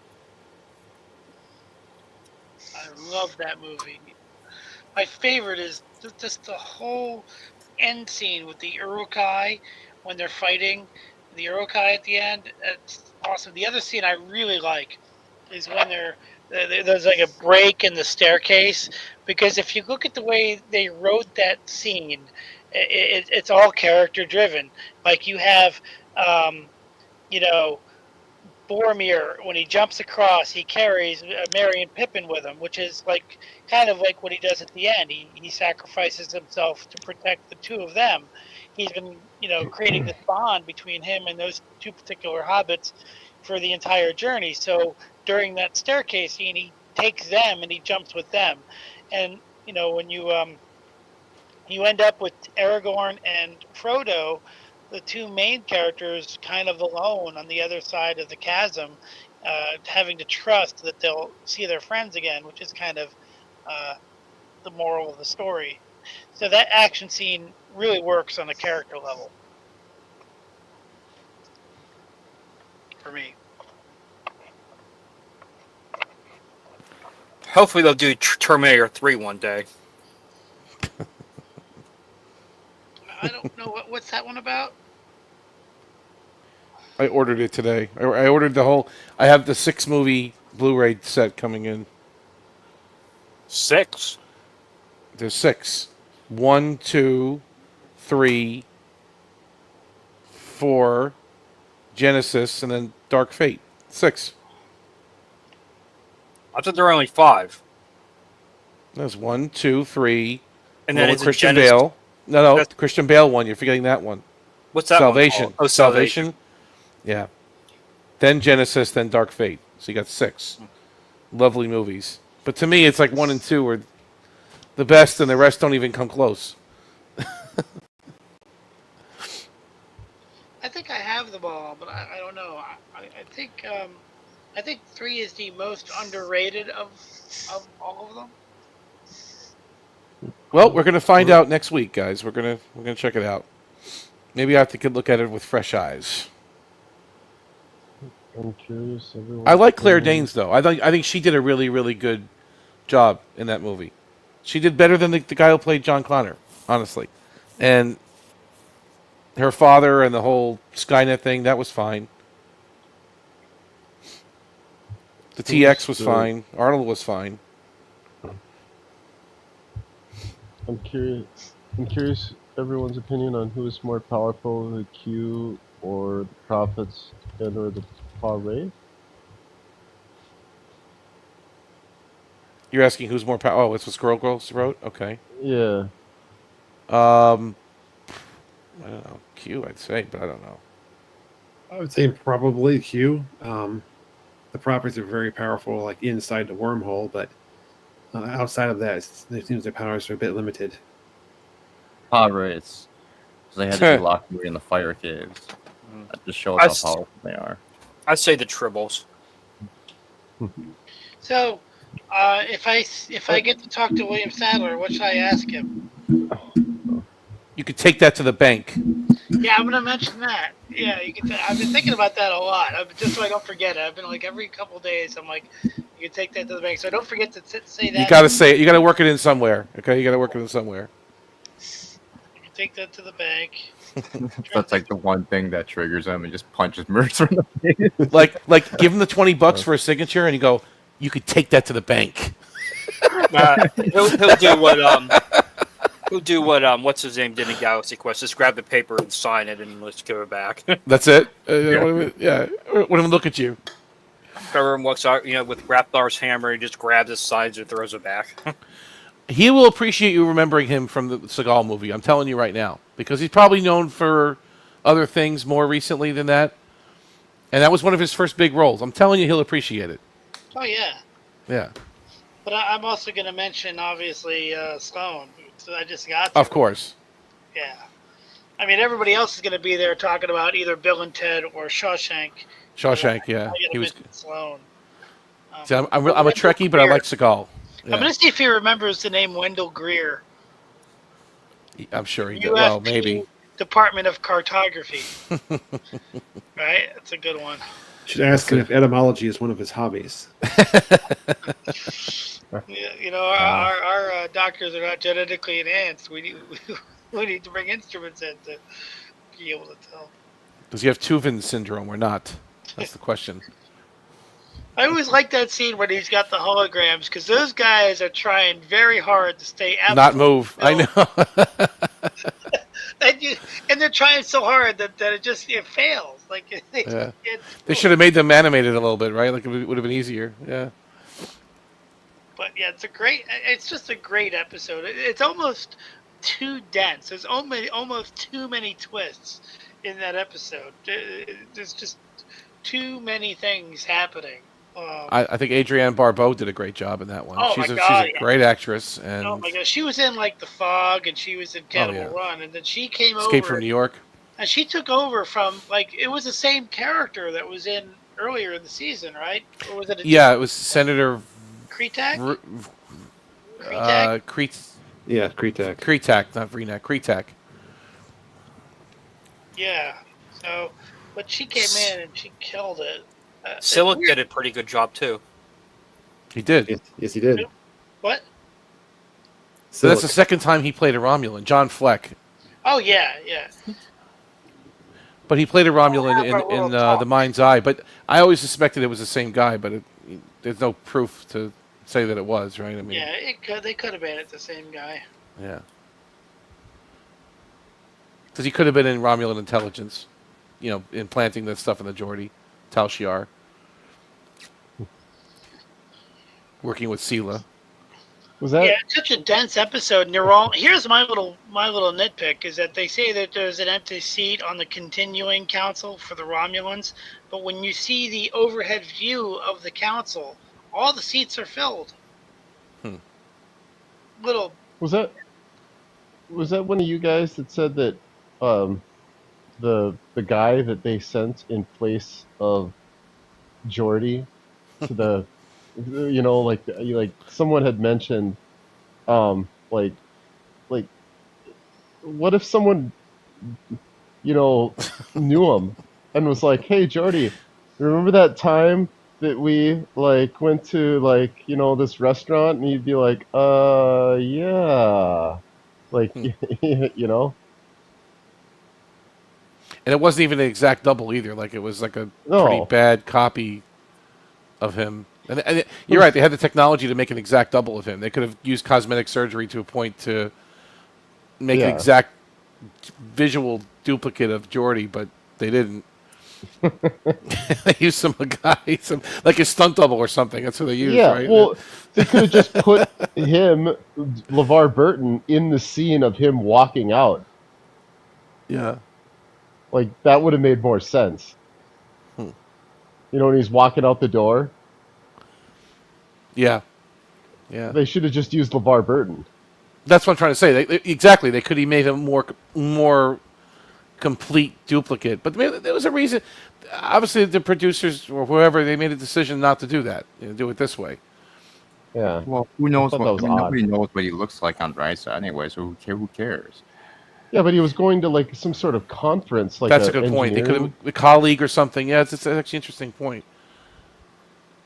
And what they don't remember what he looks like? Oh, he kind of looks like that. Yeah, all right. Yeah. Oh, Geordi, you changed. You look a little different. Yeah. It's kind of like the ship, though. It's kind of like the ship. So, hey, wait, is that Voyager? No, it's the Bellerophon. Oh, wait a minute, really? Well, that's kind of not the same thing. I know, I'm just making a joke. When did they take Shinzon? What? The Romulans, when did they make Shinzon? When they create him? Wasn't it like 25 years or something? If I remember correctly? Yeah, something like that. Because they were going to accelerate his aging at a certain point, and he was like 25 years old or something in that area during the movie, right? Like 27 or 20. Which is crazy because Picard was only a captain for... Yeah, I don't know. It's confusing. You're right, because he was only a captain of the Enterprise for 15 years, and before that, 10 years on the Stargazer. All right, well, there's your 25, but... Well, he had a huge gap, right? Like, where he was a captain, and then he wasn't, and that's called, like, the dark years, or the missing years, or whatever. What, between the Stargazer and the D? Yeah. Because they had a... Yeah, that's a good point, too. Yeah, it makes no sense. It can't be 25 years. It has to be less. They must have sped up his... There were books written that tried to explain that missing time period, where some of the books that are non-canonical said that, like, he went back to to teach at Starfleet Academy and all this stuff. He could have. I mean, he didn't have a command at that point. Yeah. He wasn't on vacation, right? I mean, it's not his style. Check up on the Romulan workers at his vineyard. Oh, jeez. But John, that's a really good question. Do you remember that? Because I'm trying to remember that now too. How old Shinzon was? I'm trying to look through the transcript here. I saw so far is he said he spent 10 years on Remus. Okay. And elsewhere it says he was designed to skip over 30 years of his life to catch up to Picard. Right. I don't know exactly how old he is, though. Let's go back to what you first said. He spent 10 years on Remus, but we see the flashback where he's kind of like an 8-year-old? Something like that, yeah. Or a 10-year-old or something getting thrown into the prison? Yeah. But was he accelerated to that age? Right, it's not clear. You're right, because why would they clone the captain of the Stargazer 25 years? It makes no sense. The captain of the Enterprise, I can see that, right? I get that. Like they'd want to replace him, but they were going to use temporal RNA sequencing to speed up his age when they wanted to trigger it. But no, that's true. But then before he was accelerated, how long was he alive for? I guess is the question. Right? Unless they made him right after Picard became captain of the Enterprise. Okay, so if that's the case, that's 15 years then. Yeah. Well, right? not that it means anything, but Tom Hardy was 25 in the movie. And there you go. And they showed a picture. So they showed a picture of young Picard where he was bald somehow at the Academy. Even though Tapestry, he had hair, right? Yeah. Whatever.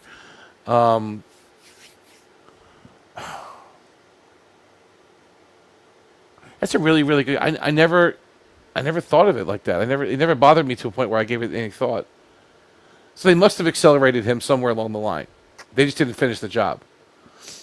They must have, because if it's 15 years, he's obviously not a 15-year-old in the movie. He's more like 25. So they must have sped him up 10 years somehow, ish. Yeah, we're just talking genetic age versus actual physical age. Right. Yeah, I don't know. That's a tough one. Because you're right. What would be the motivation to 25 years ago clone Picard? There's no reason to. Yeah. He wasn't that important. I mean, he was a captain of the Stargazer barely at that point, but yeah, not a notable person. Yeah, notable. Yeah. Right. He's the hero of Maxia. You gotta talk to John. But not yet. Yeah, Maxia. You gotta the talk Battle to of John Maxia. Logan. You gotta talk to John Logan. We have to. Still not as bad as the whole 7 out of 9 being assimilated by the Borg before they ever encountered them. Yeah. We're having fugitives from Wolf 359 show up in the Delta Quadrant somehow. Well, that's the sphere, right? We know that, but her family was tracking the Borg before they even knew about the Borg. Yeah. No, there's a video about that. Hold on, they just released it a couple weeks ago. I'll send it to you. It shows little bits and pieces as Starfleet had information about the Borg. You had regeneration in the Enterprise. They knew about them then. And there was other little stuff that happened along the way. The Elorian refugees. Yeah, but didn't she have a cube toy that she zoomed around with before they even saw it? Yes, but he kind of explained that too. Something about the Elorians. I'll send you the video. The video was "How long does Starfleet know about the Borg?" That was the title of the video. That just makes it even worse. It just sounds more like a cover-up that Starfleet just let Wolf 359 happen. And it's worse that Guinan was even more ignored by Picard then. Lower Deck says that Wolf 359 was an inside job, which, by the way, I hated that gag. I mean, I really did. So they keep saying that Wolf 359 was an inside job. Inside job. I like Lower Decks. I don't hate it. I don't particularly love it. I've only watched one season of it, but I did not like that joke at all. Sounding like more of an inside job to me now. Transporter. Pause. So if that's the case, why didn't Guinan say, "Here, Picard, look at this file here"? Well, that's what I'm trying to say. You think the Elorians would have been debriefed somewhere along the way? Not that he would listen to her. He ignored her entire episode. But not even Picard. Just any of the Elorians with any of the Starfleet people during when they got rescued by the Enterprise B. They were refugees from a Borg attack. You think someone would have talked to these people? It's okay. Who attacked you? Oh, they had square-shaped ships. Oh, they're robotic organisms. Oh, I see. Okay. Yeah, but did Starfleet ever go and confirm that their planet was destroyed? They could be sleeper agents of the Borg. Sleeper agents. Elorian sleeper cell. Put me back. The Federation. Send me back. Send me back.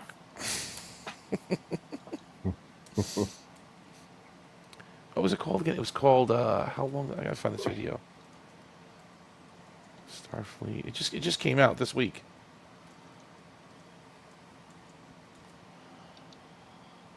Here it is. It was from Certifiably In-Game 3 weeks ago.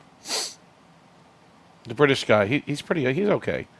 Let me see here. I'll copy the link. Yeah. Put it in the private so you guys can see it.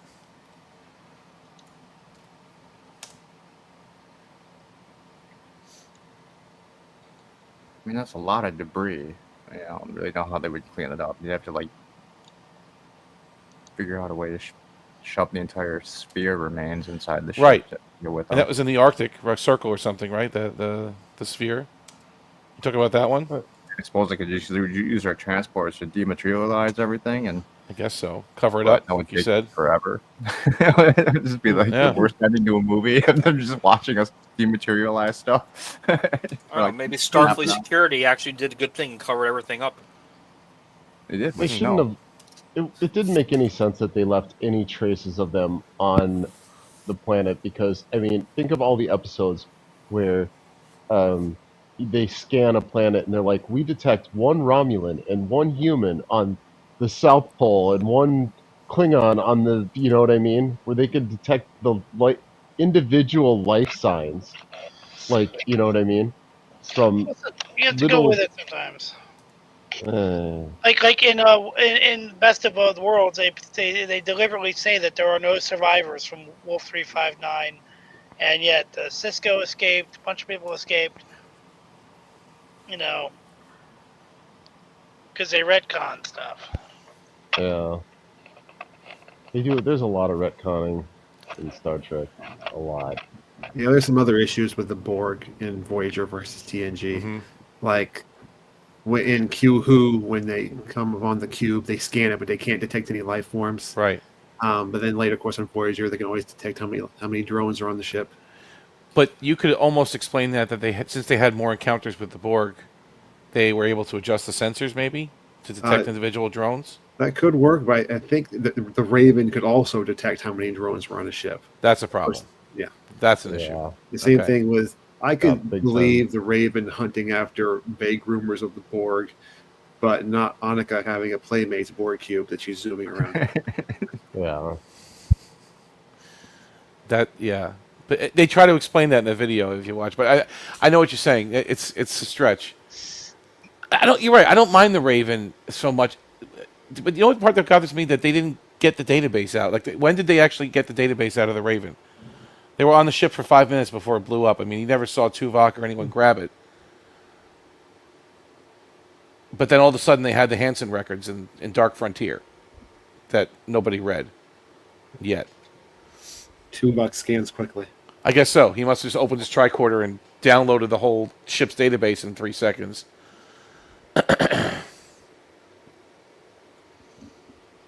They could have put a line in there about that. I know it's nitpicky, but Seven, make sure to grab the database or grab that box of isolinear chips or something, or let's scan it, or just something. So they had the data, but they didn't give it that much thought.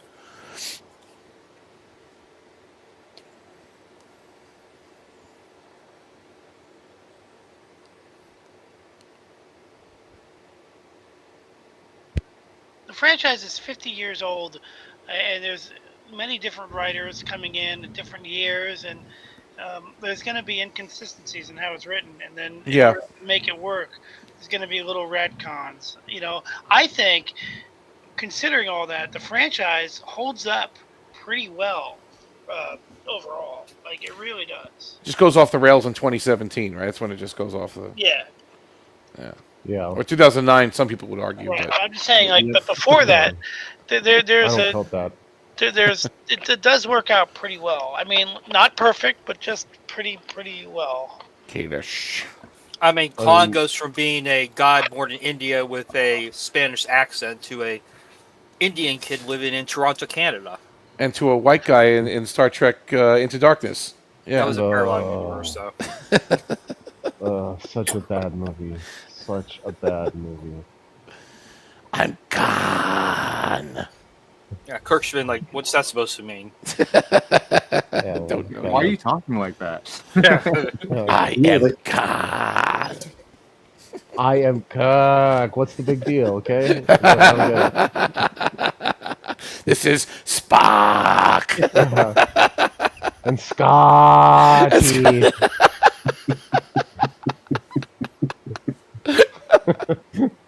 Exactly. Like, okay, and what? Oh man. Oh, that's a bad movie, man. Just a bad movie. The end is the worst, but yeah. I think it starts out like a good movie. Yes. For the most part, Yes. And And there's some really terribly. good scenes. The stuff it's a with really the beautiful movie. It's a with beautiful Pike. movie to look at. With Pike dying and the attack on that meeting, that was awesome. I love that part in the beginning there. Yes, You know what I love? beams all the way to Kronos from Earth. Yeah. You know what I love is when Pike chews out Kirk.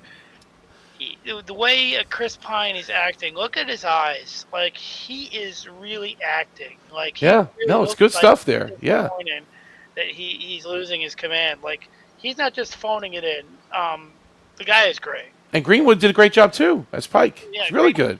Greenwood's always good. But Yeah. But that scene, just in terms of acting, really works. Still don't know why they were in the ocean. Makes no sense. But Yeah, whatever. that's silly. That was silly. I like the scene at the bar, even though they cheat. I sometimes love when movies cheat a little bit. When Kirk is looking at the girl at the bar because she's cute, and then Pike just gets in the way, and he's right there. The girl somehow vanishes, like she's never seen again.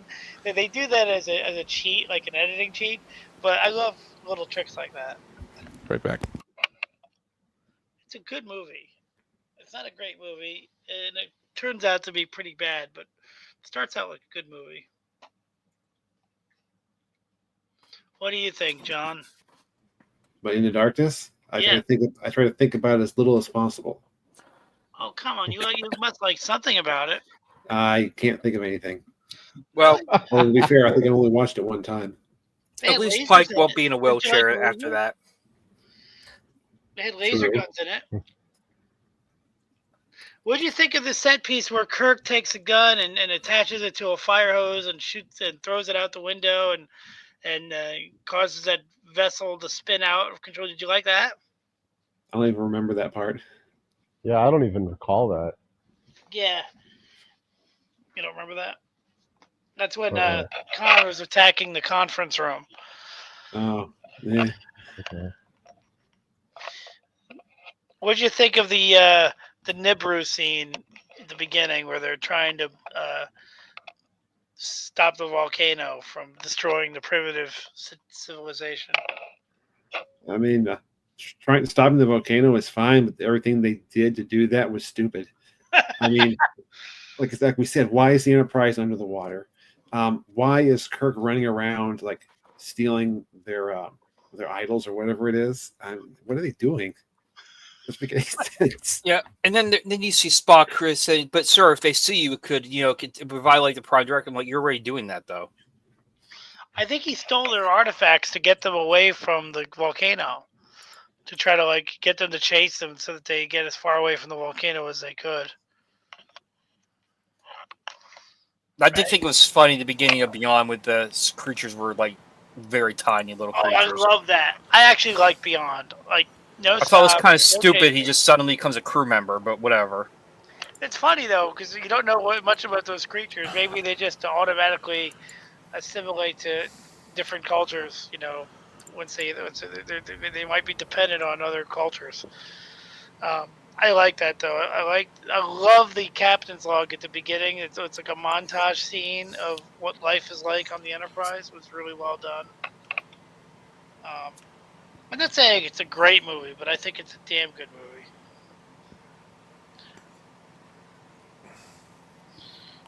I didn't like, what was it, the one with the,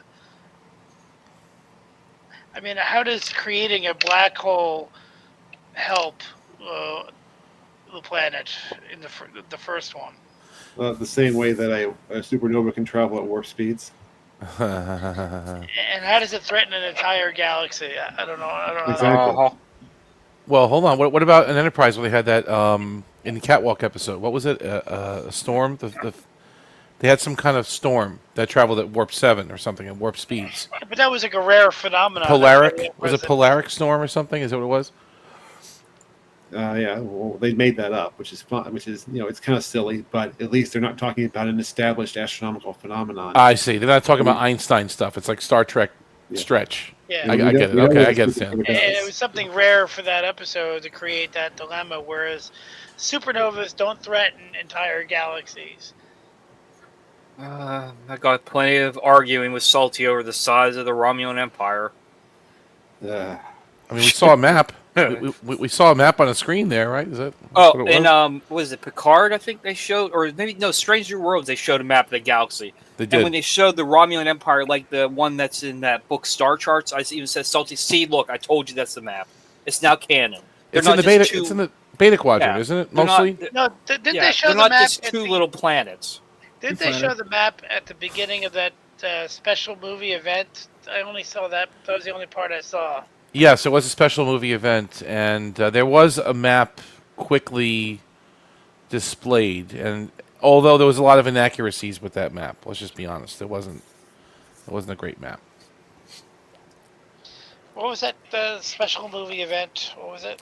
Oh, it was an award-winning Section 31 movie. It was called on Paramount Plus. Okay. Would it win some Razzies?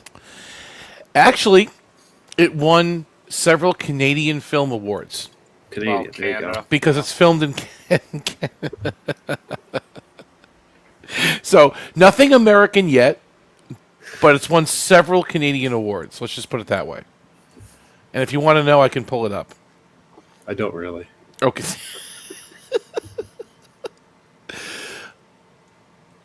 There's got to be something about New Trek that you like, John. I'm trying to figure out what. Well, I think Prodigy was pretty good. Okay. Prodigy, what is that? I don't even know what that is. It's one of the animated shows, the one for kids. Is that the one that has like a character that looks like Yaphet in it? Yes. Yeah, I've never seen it. Janeway's in it, and Chakotay's in it now, right? I think I've seen the pilot. I've seen the first episode because they played it for free on YouTube, and I didn't like it. But maybe it was good after that. I don't know.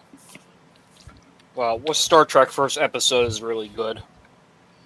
Actually, Emissary is awesome. Farpoint's pretty good. Caretaker is pretty awesome. And not the Vulcan Hello? Fantastic. Okay. They have a lot of good first episodes. But not the Vulcan Hello? That doesn't... He's talking about Star Trek on me. Oh, I'm sorry. I got okay. I'm sorry. I don't know. I don't really think Caretaker's a great episode. It's pretty solid, though. Like, it's not great, but it's generally... Mercer definitely want the corn on the cob. Corn on the cob. Anybody want corn on the cob? I can't get over that lady. You like that one? You like? Yeah, Okay. I can't get over that lady. I wonder who that guest star was. You know, that lady that just goes off on corn on the cob. And then there was that farm girl that had the crush on Paris. And then, of course, that black screen that was asking for water. I mean, it's a solid. I mean, it's watchable. It's not a great pilot, but it's definitely watchable, and it's surprisingly good when you don't expect it to be good. Like that scene with Neelix being introduced is great. It's a great scene where he's like, "If you guys want any of this crap, you guys are gonna have to fight me for it or something." Janeway would say, "Any of your debris." Yeah. Debris. Janeway would say, "It's okay, Mr. Neelix. We've seen this debris in our side of the galaxy like 5 different places. We don't need yours." Debris. That scene is just. I love that scene. It's good.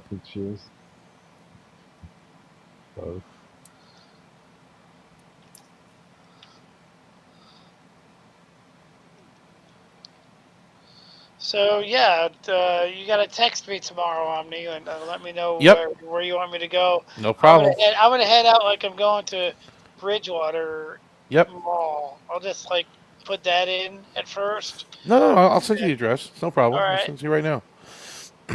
Cool. I don't know what time I'm gonna leave. I hadn't really planned, but whenever. All right. As long as it's after I wake up, because I don't want to go half. Don't go when you're sleeping. It's better to go when you're up. Yeah. Yeah. That woman's name was Angela Patton. Oh, really? She died in 2016. Oh, man. That's too bad. She was 86, so yeah, I mean. But I was thinking of getting there for what time do you usually get to your? We'll chat about it tomorrow. Probably around 11 or so, something like that. Yeah. We'll figure it out. We'll go check out Kit. Awesome. Looking forward to it. And I have some stuff for you. That's good. Same thing here. Strange New World. I'm looking at all the awards. This is like there's so many. I don't even know where to start. All right, it's the Canadian Alliance for Film and Television Costume Arts in Design. They're called the CAFCAD Awards. Very prestigious awards. Mm-hmm. So I'll tell you which episodes of Strange New Worlds that I can remember. There was an episode where Spock and Uhura were singing, and they were on a comet. That was okay. That wasn't bad. That felt like Star Trek. They were singing, and they were on a comet. Oh, right? not the whole singing episode. No, they were singing because that was the kind of communication they had to do to get out of. That was less annoying. The generic situation that they were in. I don't like I like Ethan Peck, but the way they portray Spock, it's like he's the dumbest guy on the ship. He's a joke. He's always the butt of all the jokes. Yeah, and in the original series, Spock was portrayed as aloof but really intelligent and respected. Exactly. He didn't go around hitting on other women. He was aloof a little bit. He was a little bit odd, but he was iconic the way he was portrayed. And I don't know why they're trying to dumb him down. And they give him like a disability or something. Like he's like dyslexic, I think. Yeah, something. Yeah, it's true. I don't know even in Discovery, they did that where he couldn't talk for a while. He was all messed up, and the Telosians had to help him out. Yeah. Right? They gave him some kind of like, not a handicap, but he was not all there, right? I remember the first episode that had Ethan Peck's Spock. It was, I think, the second episode of the second season where they introduced it with him With doing the beard. voiceover log. I'm like, okay, this guy's great because his voice actually kind of sounds alien, kind of like the way Nimoy sounds. It didn't sound like Nimoy, but it had that kind of alien tone to his voice. For some reason, now he just sounds like a doofus. I don't know. It's just not the same. Star Trek's first venture into the world of streaming movies, Star Trek Section 31, premiered on Paramount Plus in January. To date, it has the franchise's lowest Rotten Tomatoes score yet. Mm-hmm. However, the film's star, actress Michelle Yeoh, who won an Oscar for Everything Everywhere All at Once, received a Critics' Choice Super Award nomination for the widely panned Section 31. It's a nomination. Widely panned, yes. Widely. Wasn't she in... That's the operative word in that statement there? Okay. Wasn't she in Shang-Chi? Wasn't she a character in Shang-Chi? I don't know. Yeah, I think she was. Who? Michelle Michelle Yeoh. Yeoh. Oh, she's been in a lot of stuff. Oh yeah. She was she ran that like other dimension where they went. Okay. Yeoh's nomination is the only one for the Star Trek franchise for the 5th annual Critics' Choice Super Awards. The awards honor the year's finest achievements in genre fiction. Yeoh is nominated for Best Actress, etc., in a science fiction fantasy series, limited series, or made-for-TV movie, as her role as Philippa Georgiou in Section 31. Ugh.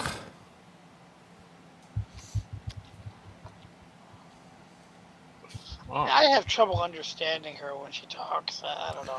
Well, you got the captions, I guess, right? She's going to be in Avatar 4. Is she?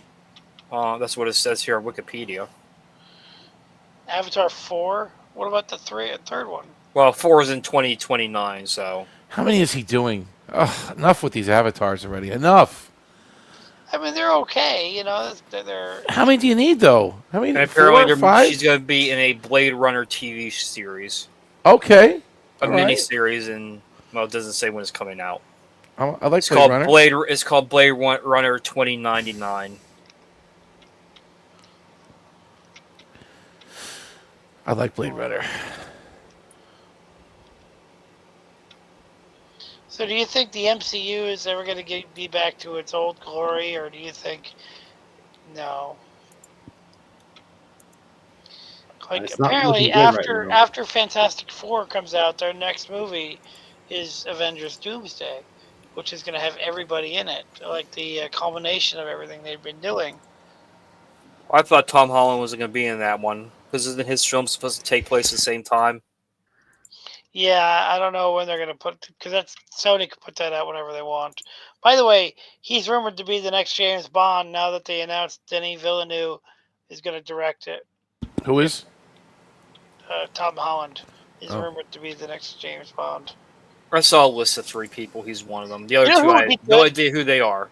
You know who would be good, and everybody's going to be like, Nick, you're crazy. Mark Jackson would be a good young James Bond. You know who Mark Jackson is? Oh, Isaac. Yes, you got it. I'm glad somebody here knew who he was. I think he'd be a great young James Bond. Because he looks good in tuxedo. He's got that look, but he looks real young. What do you think, John? It could work. I mean, no one's going to do it. He just doesn't have the, he's completely unknown. No one's going to do it, but I personally love the idea. I thought of it one day. I'm like looking at him, and I'm like thinking, that's James Bond. Yeah, I'm not a James Bond person. Spider-Man's coming out in July 2026, but Doomsday's on until December. Yet they are filming Doomsday, and Spider-Man's in pre-production. Weren't they pushing for Cavill to be James Bond? Was that real, or was that just?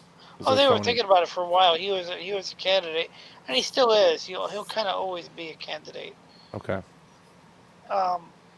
Yeah, if Daniel Craig didn't get the role, he was like second runner. He was like the runner-up. I'm not a fan of Henry Cavill. But isn't he kind of aging out a little bit now too? Yeah, that's the problem. That's why when I was thinking of Mark Jackson, I was thinking because he's so young. But of course, they're never going to cast Mark Jackson. But I'm just saying, I would love it. I would absolutely love him to be James Bond. It would be so good. I also heard they were supposedly going to make it set back in the 1960s. No, I heard that's what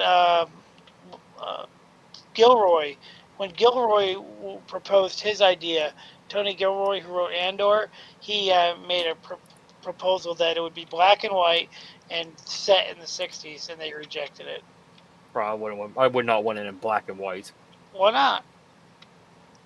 This is the 21st century. I don't need to see a movie in black and white. Yeah, but black and white is good. It's moody. It could be really awesome if you do Then what's it going to say? This has been brought to you in black and white by Technicolor?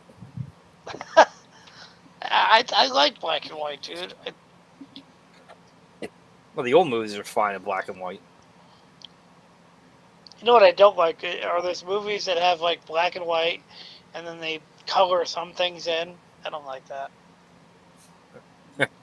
There's a lot of shows you watch that we colorize. You can go, that was that color? My God, it's hideous. No, I'm not talking about that. I'm talking about like movies that are almost always black and white, but they have like one or two things like that movie Pleasantville, where it was black and white, and then they started coloring everything as the movie went on. Or was it Schindler's List did it too? You know, they had like pink dress. I don't like that. I think. Well, Schindler's List was like 99.99% black and white. Like they just had that one little, like you said. Yeah, no, and also the end of the movie was color. Well, Oppenheimer did that. Remember? The whole end of the movie was color, dude. Remember, I can't imagine Schindler's List being color though. I can't even imagine it. But the whole end of the movie, when they visit his grave and the real people, that was all color. Yeah. Well, Mercer, Oppenheimer did that, didn't it? Yeah, Weren't there like sections that were black and white? Yeah, the present, not the present, but the scenes after the war were all done in black and white. The scenes before the scenes after the war were all done in black and white. The fission scenes. What I thought was pretty stupid. Some Marvel movies on Disney Plus, they're like the big action scenes that goes full screen, and then other scenes it's just like letter bar. I'm like, why don't you just keep it one? It's annoying me. Well, it depends on the film. For example, the Avengers was filmed full screen, filmed because the Hulk was an important character, and to fit him on the screen with the other Avengers, they wanted to go full screen for those action scenes. So that's why the Avengers has a different aspect ratio than most of the other Marvel films. Well, Mercer, what I'm talking about is there's some Marvel movies that had, like during most of the movie, it was letterbox, and then it was switched to full screen for like the big battle scenes. I don't know if Marvel did it, but I know Nolan does it a lot. He did it with The Dark Knight a lot. He would switch shots. Like for example, in The Dark Knight, most of it's in widescreen, but during the scene where he's power gliding, like he's gliding down to get that Japanese accountant.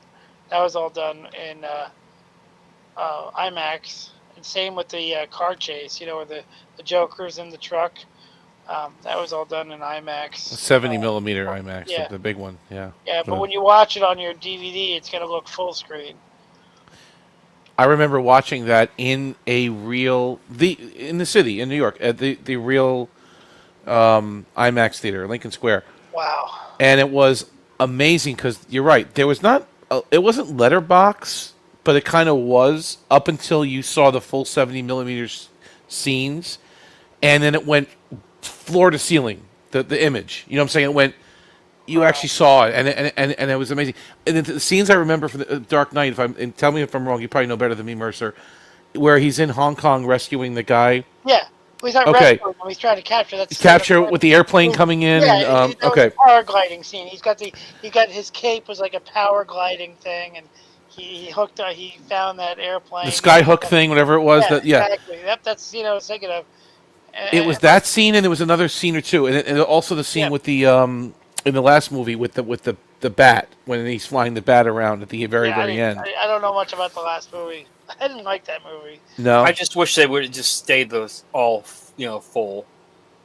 But it's too expensive, I think, to shoot the whole thing in 70. Right? Isn't it? Or well, now the Odyssey and all of his new movies, he shoots them all in 70. The whole thing.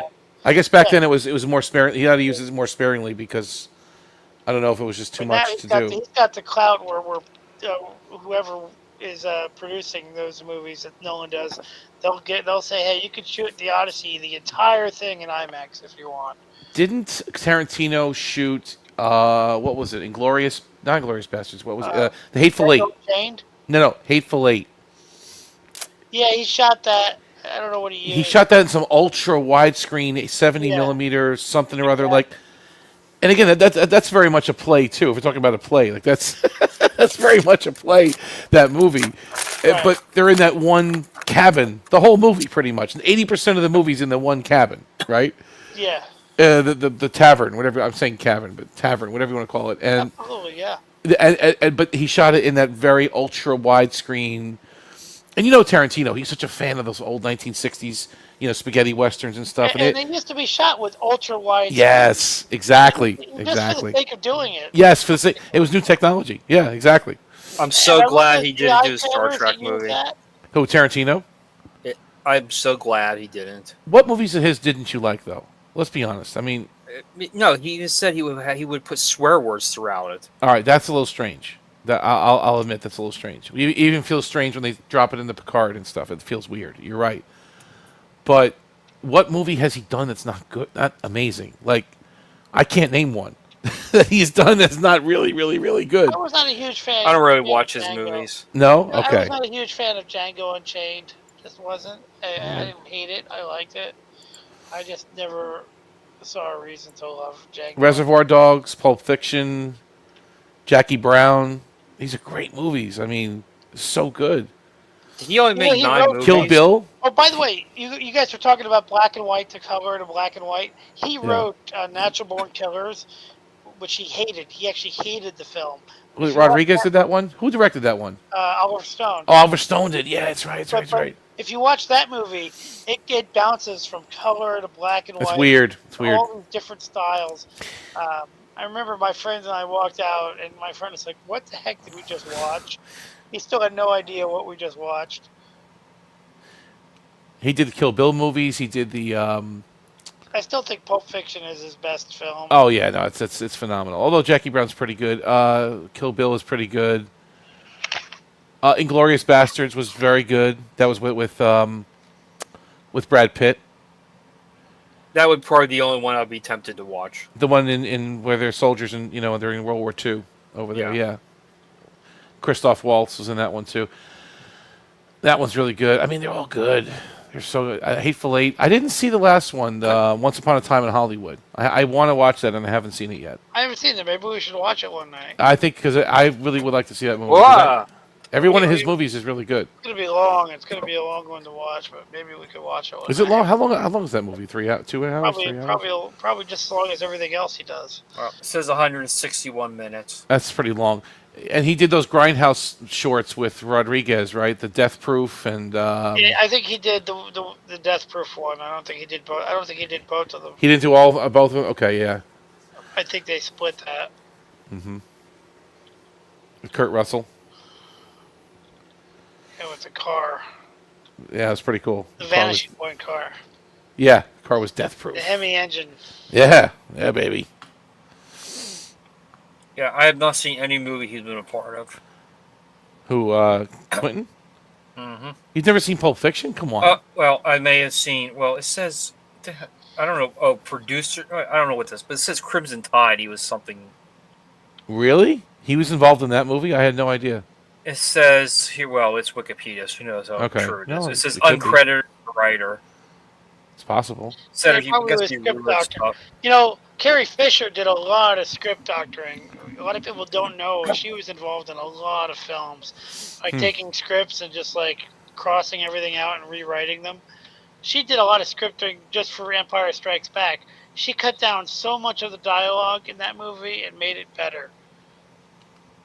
I once saw a page of her script from Empire, and she just like had this big red pen, and she went through that and just got rid of all the extra exposition and made it so much better.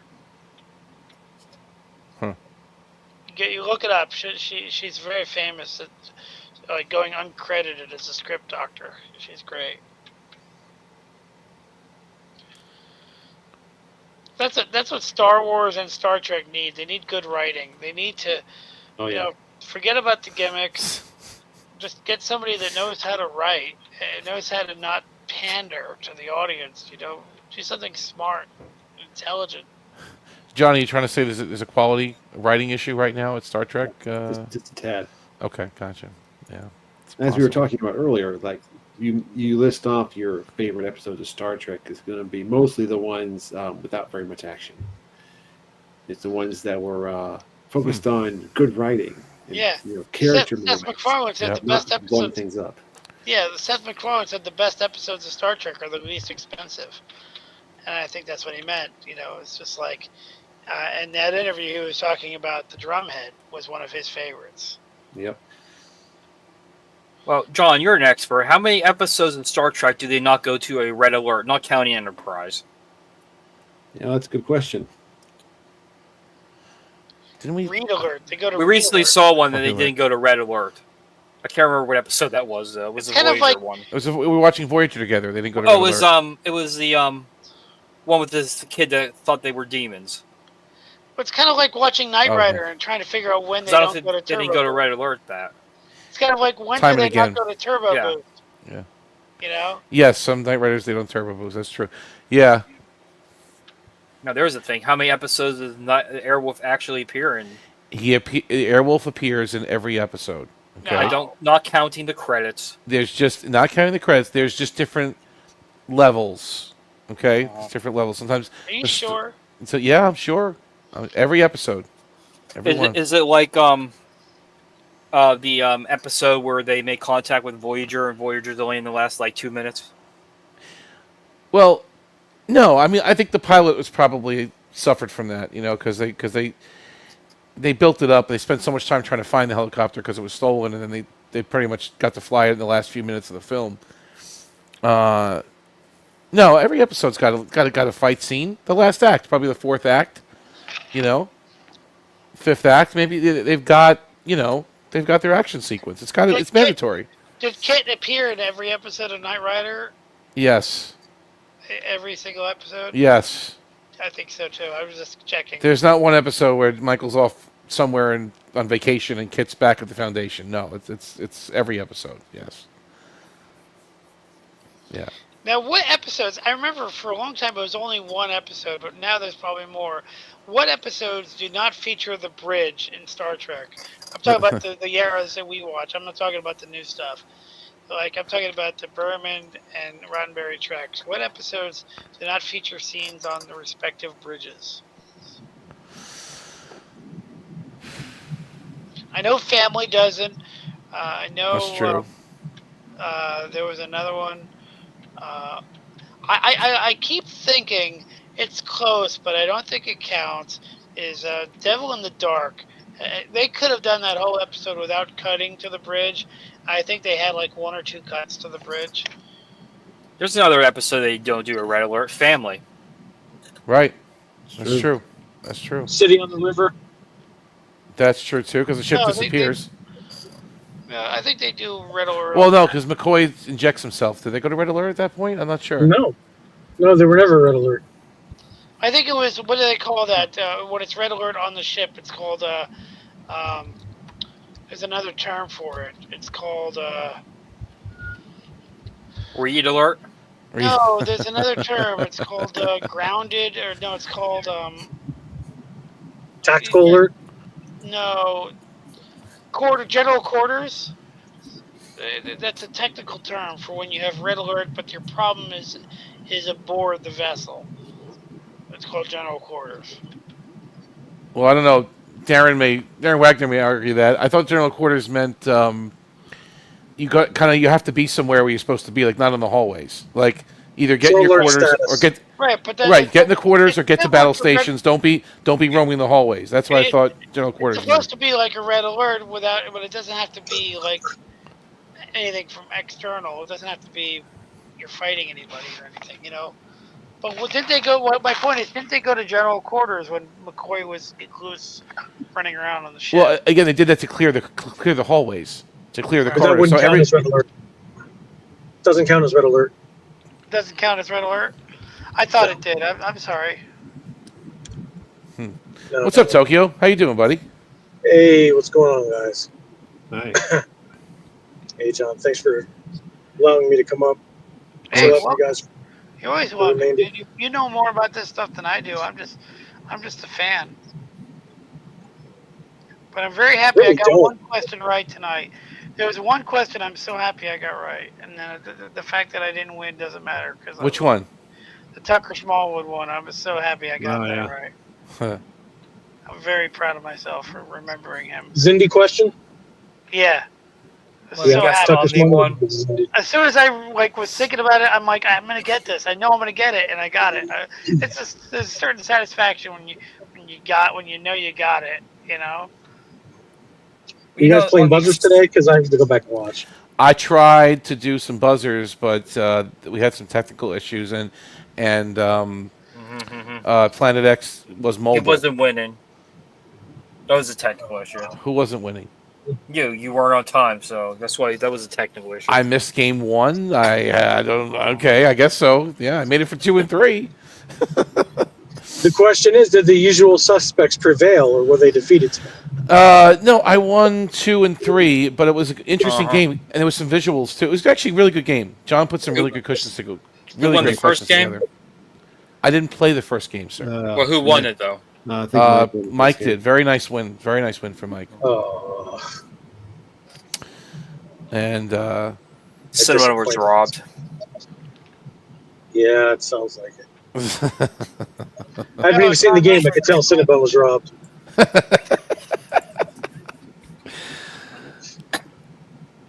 Yeah. Those are great questions. Now, what is Space Above and Beyond? Is that the show that has like the white ship that looks like a bus? Nose cone in front of it. That's Space 1999 you're thinking of. Okay, so I probably never Space seen Above and Beyond is a military space show. Oh, I've not seen that one. None. Yeah. Okay, Yeah, I got the US, confused with the other show. it's all about the U.S. Marine Corps if they were in space. Okay. Literally. Okay, I got you. I was thinking of that other show. You know what show I'm thinking of? There's like a white ship with kind of looks like a weird bus. Yeah, that's Space 1999. Okay, yeah, exactly. I know exactly what you're talking about. That's a classic. Okay. Wasn't a big fan of it, but it's still, one of the classic sci-fi. Yeah, it's a show that I would never diss because of it's Right. so inspiring. I would never diss it. One show I never liked was like Earth Final Conflict with those weird looking aliens. I never liked that show. They just do the hand motions. It's Gene Roddenberry's Earth Final Conflict. Right? Yeah, I was just going to say that. He had nothing to do with all those shows. He didn't even have anything to do with Andromeda. He was dead. Yeah, they just took Next time on Gene Roddenberry's Earth Final Yeah, that's right. Gene Roddenberry. That's right. That's exactly how they announced it. That's exactly what it was. They were so desperate to give that show legitimacy that they would just drag him out. I like Tech War. Shatner's Tech War. I'll say that. I liked it. Guilty pleasure. It wasn't a bad show. What made Andromeda versus Earth Final Conflict better? The former better than the latter was that what was it? I know Major Barrett had some hand in Earth Final Conflict, but I think she was pretty much the showrunner of Andromeda, if I'm not mistaken. And Andromeda was she was the showrunner, or just kind of giving her input? Like, I think she was at the very least she was exec producer. She wasn't really exec producer. I think she was credited as exec producer on Final Conflict, but she was never directly involved with the show. Okay. Whereas she was directly involved in Andromeda. Andromeda is the one with Hercules in it, right? Yeah. The guy that Kevin plays Hercules. Yeah, Sorbo. The way he played it kind of reminded me of the guy that played Buck Rogers. Like it kind of had a similar feel, and I didn't mind that. I didn't mind Captain him. Dylan Hunt. Yeah, I didn't mind him because he kind of reminded me of what was his name from Buck Rogers, kind of that guy, Buck Rogers. Joel Gerard. I know who you're talking about. Yeah, I don't remember. I want to buy that series. I was gonna buy it, but I gotta wait till next paycheck. Well, you got Prime Day is July 8th through 11th, so maybe wait till the prices come down on these things. What is Prime Day? You have a sale. Yeah. Yeah. Dylan Hunt, played by Kevin Sorbo, that was a Star Trek character. And I'm saying that because he would have fit perfectly in Star Trek rather than just his own show. Yeah. John, weren't you watching Andromeda recently, a couple months ago? Well, that wasn't me. It must have been somebody else. Oh, I thought it was you. Cinnabon was watching it. Oh, Cinnabon, that's right. That's right. Then I started watching on my own, but I never finished. I really like Sorbo in that. He was really good. That's what I'm saying. I liked him from what I could tell. I never was a fan of that Hercules show. I thought that was a little silly for me, but that was supposed to be silly, but yeah, I watched that. I watched Xena. You preferred Xena. I was going to say, you preferred Xena Warrior Princess, right, Mercer? Well, I never watched it. Well, yeah, I mean, Lucy Lawless back then was really hot, and I enjoyed the lesbian scenes with Gabriella. Apparently, she can fly. But I never watched you know, I remember when Xena was an enemy on Hercules. Which was first? Hercules was first, and then Xena was a spinoff? Yeah, Hercules is definitely first. Okay.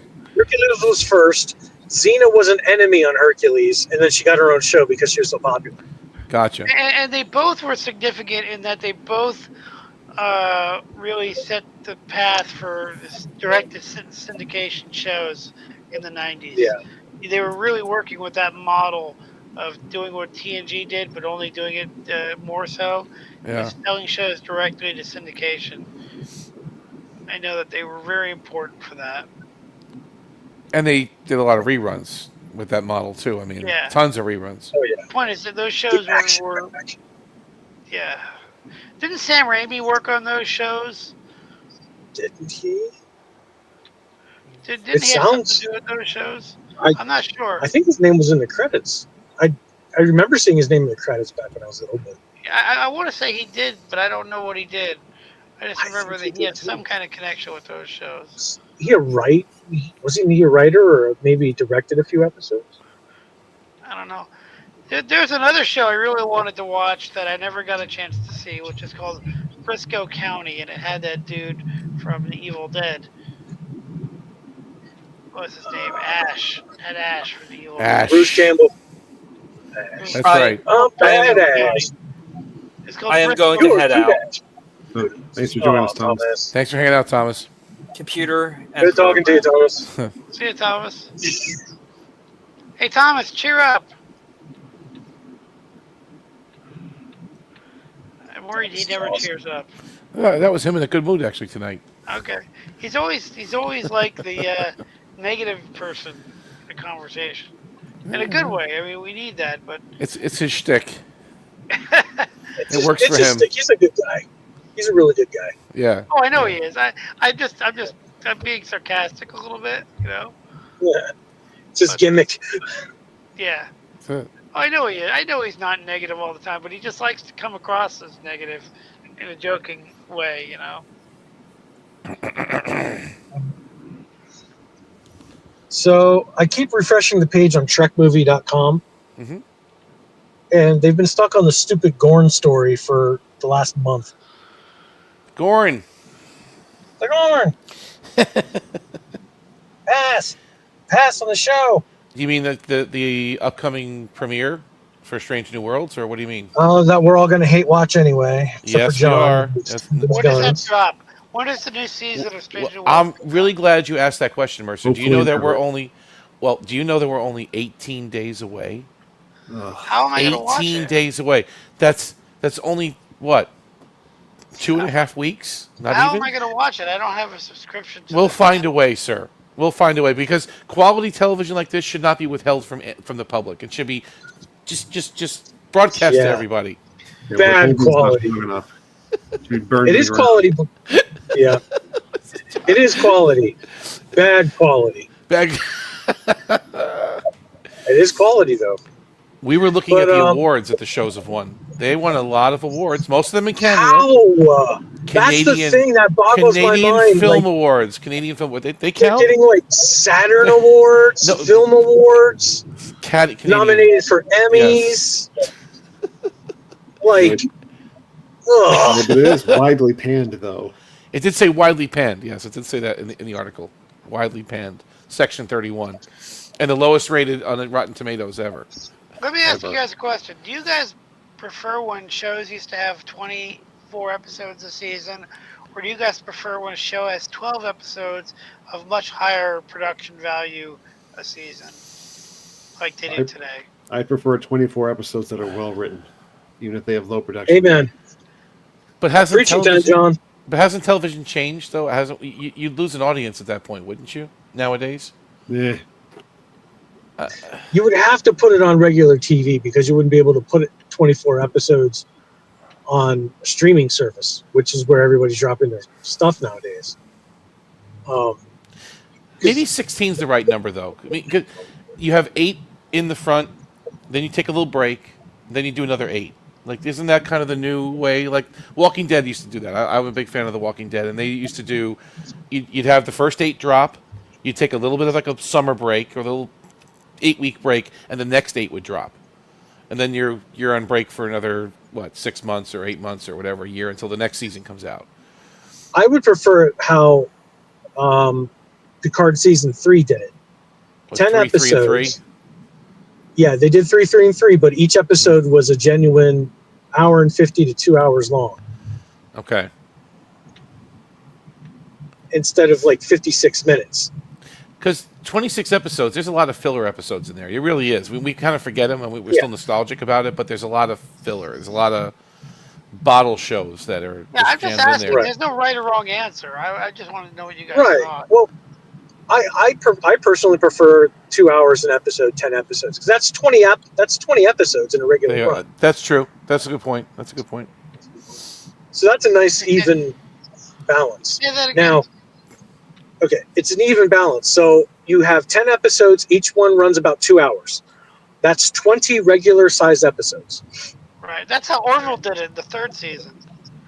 Yeah. They did very long episodes, and they only did 10 of them. But they did very long episodes. Most of them were an hour and a half. Yeah. So was Picard season 3. Yeah. Really? I don't remember. Well, I remember they that- varied. They varied in time. They weren't the same time each episode. They were a little bit different. Right. Now it would be an hour 10, an hour 5, an hour 20. It depended on the episode. Yeah. So basically, they gave you 10 genuinely timed episodes. But of course, they ran out of ideas, so they had to do a lot of filler in it. But What filler was the filler in season 3? right, it seemed like filler, and then it all came together in the end. Which one was the filler? Which episode was the filler? Everybody's calling this one the filler. Which one? You're not talking about the bounty, I hope. I love that episode. The brownie? The bounty. Oh, the bounty? Yeah. Oh, yeah, no, bounty was good, but that was actually filler. No. But the bulk of it was filler, trying to recruit Geordi. Bulk of that was filler. They actually used the cloaking device, so you could actually just use the back 20 minutes of that episode. But all the BS with Geordi could have been chopped down. Okay. Geordi being my least favorite character of them all, but I still like Geordi. It's just my least favorite character. I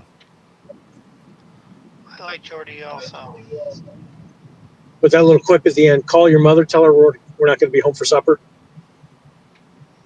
That was actually kind of fun. I haven't seen that in a while.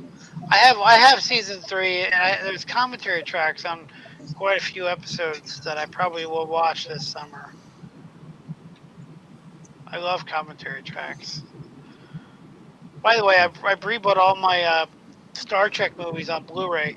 Even though I have them, I wanted to get new copies so that way I didn't have to worry about, oh, is this going to scratch on me? Am I going to have problems with the disc? Right. Fall So apart. I figured, It's true. 'cause I don't have the, I don't know what I'm going to be able to do, when I'm not going to be able to deal with that, so I just wanted to get everything fresh. So that way when I'm sitting home alone, I can watch all these movies again. And I'm not going to do this, but for a long time I thought about when I come out tomorrow, bringing you my Voyager Season 1 discs that you have to pull from that plastic container. Be very careful, sir. I'm telling you, be very careful because if you don't push in, and this is that orange plastic thing. If you don't push in very hard in the middle to release that disc, you'll crack the disc on the way out. And I've I was done thinking it. about bringing it to you so that way if yours broke while we were watching them, it would just be like a little funny joke. Yeah, I may need a backup copy of that. I did crack. Listen, disc 6 is cracked beyond repair. I'm done. It's over. Yeah. Yep. It's funny though that happened. The DS9 ones were better. The packaging was much better in the DS9 release than the Voyager ones. I really hate it. I love my TNG Blu-rays, but I hated the packaging. I can't read any of the specs of what episode has commentaries or extra features. I just took the entire series and put them in binders, kind of like I did for Knight Rider. I just took everything out of Enterprise, everything out of TNG, and everything out of Knight Rider, and I put them in binders because I hate those cases. I thought about going on Etsy and buying custom cases for my Star Trek stuff. No, you're right. The binders are probably safer in the sleeves. You don't have to release it with that Right. stupid mechanism that cracks the disc on the way out of the middle. Exactly. Yeah. And like I said, I thought about going on Etsy. Etsy is good for stuff like this, where people custom make stuff. And I thought about going on Etsy to get custom cases for my Star Trek Blu-rays, where I'd still know what episodes have what special features and have cool artwork. But I just don't have the money to burn on that stuff right now, so I just put all of them in my wallet in wallets. Yeah. So Tokyo, we've been rewatching Voyager a little bit, and I found my original DVDs from 2004, I guess, or 3, whenever they came out, and they look surprisingly very good. The video quality is actually better than what's on Paramount Plus. I hate to say it. Go figure. Exactly. So. And the audio is good because you have the surround sound audio, or you have a couple different audio choices. It's pretty good, but the discs are very brittle. I'm very surprised, and I kept my stuff very. I didn't near no water, no heat. I keep it well, and they're brittle. And if you look at it the wrong way, the discs crack, and then the release mechanism doesn't work that well either. So it's amazing how these discs. You think they're forever? They age too. Look what happened to laser discs. I mean, they get that laser rot thing going on where some of them are basically unplayable. Now that's analog; it's a little bit different than digital, but it's similar enough that it could happen. So you just preserve your discs, guys. Put them in sleeves or something where they have a less chance to crack by extracting them out of that plastic, holder that it comes. You know what? Selectivision needs to make a comeback. Oh, with Leonard Nimoy. Can he shill it? Right? Yeah, that's it. With those big magazines that you put into the player, it's a record. You know, it's a record. It's a video record. How cool is that thing, man? It's an actual video record. That's awesome. Amazing. You talking about laser discs? What are you? No, it's a predecessor. It's called Selectivision. And I think didn't Leonard Nimoy do a whole infomercial on that? He did. Right? Or the Magnavox version of it. What the hell was it called? I've never heard of this. Oh, I'll send you the video. Hey, what is it again? It's called Magnavox. Selectivision. Let me see. Leonard Nimoy. Selectivision. It's the movies came in these big, thin plastic cartridges that you load into the player. And the player actually takes the disc out of the cartridge and spits the empty cartridge back out at you. Okay, his is called Magnavision. That's the Leonard Nimoy one. Okay, Magnavision. Interesting. And is it actually? This is more of a laser disc. Yes, Selectivision is more of a record. This was more of a laser disc, actually. Nimoy was great. Oh wow! It's like those old CD-ROMs back in the '90s. Where you put the CD in a cartridge. A caddy. It's called a caddy. You remember those? Yes. Yep. The old Macs had those and stuff. Yeah, you had to put it in a plastic caddy, and then insert the caddy into the CD-ROM drive. Hey, listen, it protected the discs though. If you kept them in there. Scratched them up to hell. Yeah. What? Putting them in the caddies? Oh, did it? Yeah. Yeah. I'll send you a link to Leonard Nimoy here. Let me see if I can.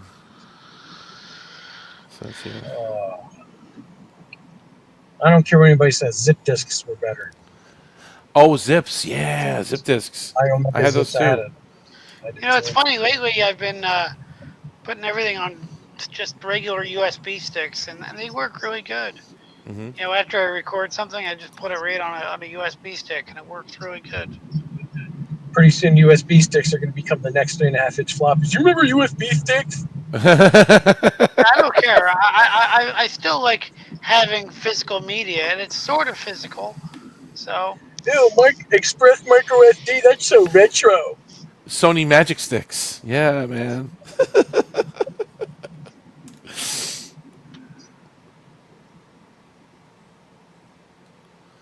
I think we just dated ourselves by talking about these Yeah, things. that's true.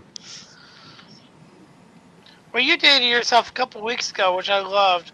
The word perfect with the blue background and the gray letters. That looked Yes. awesome. I think it was Omni Yes. that was talking about that. I remember that. Oh, it's a word perfect and stuff. Yeah, Yeah. Word star. Word star. Yeah. Yeah. But Word Perfect 5, that was the one with the blue background and It looks on good. DOS. And you can Oh just press man. a button and it saves it. It only takes a second to save it. It was That's beautiful. MS-DOS Edit right there. It's an advanced version of MS-DOS Edit. True. Edit was similar, had the blue background. You're right. You're absolutely right. But Word Perfect had that perfect. Oh yeah, and yeah, I remember they had this little thing that went over your keyboard, so you knew all the hotkeys. Like it was like a paper template that went over your F keys, right? So you put them over your F key. Okay, so F1 did this, F2 did that, F6 did it. So you knew what it did. And oh, that was great, man. You win. Word Perfect. That's just so good, though. Everybody used it. Everybody, lawyers used it, governments used it. It was like it was bulletproof. It was You were saying bulletproof. that what you see on screen is exactly how it. Well, kind of, because it wasn't. It was in DOS mode, so it wasn't exactly graphics mode, right? You're talking about DOS text mode, but you could control it to a certain extent. You could set the font, and you could do different things. And there was a print preview. There was a print preview that was in graphics mode, right? So if you right. Yep, it did. The problem with that is, if you're writing, the problem with that is if you're writing a document or a book of any sort, you have to run print preview like 3,000 times over just to make sure that it looks right. Yes, because it's true. just one page. It's not WYSIWYG. It's not. Yeah, you're right. It's. By the way, one of my first jobs I ever had was working with Quark Express. Oh sure. I worked with Quark. Yeah, it's like PageMaker, Quark Express, desktop I publishing. used to be a paginator on a newspaper, which means I was the last person that would see the paper before it went to the actual press. It was printed on the CN. What is it? The CBKY's printing system. You know, the 4-color printing system. Yeah. You know, I would be the last person to see it. You know, and on Quark Express, I would insert the stories, do some editing, do some Photoshop, tweak everything.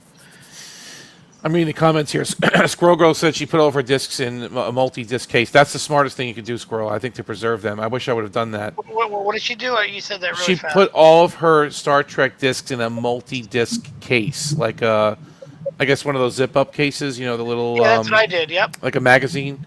Yeah, that's what I did. Yep, for my Star Trek stuff. Yeah. Each series gets their own case. That's the best way to preserve them, I think. You know, we were all talking about binders and putting everything in binders and stuff. And yeah. I just had flashbacks of the 90s carrying like 6 binders full of both published and custom-made CDs that we put in our cars to listen to. Your car. Oh, yeah. And then you lose them. We all had that. We all had one of those books. Yep. Yep. And then you leave them out in the car, and then they're all ruined because you left them in the sun like an idiot.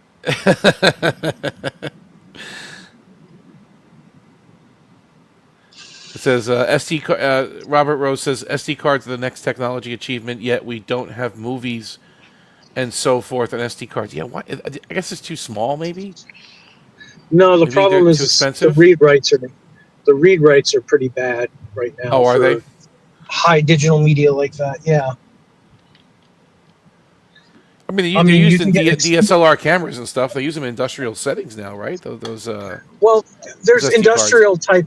There's industrial SD cards that you get. That's true. That's true. You're right. You're right. They're heavier duty. Unfortunately, they're like $1,000 for like 50 gigabytes right now. But they're meant to take the abuse. Like they can go. They can take the constant reading and writing without blowing up. Right, and super high read-write speeds. Okay.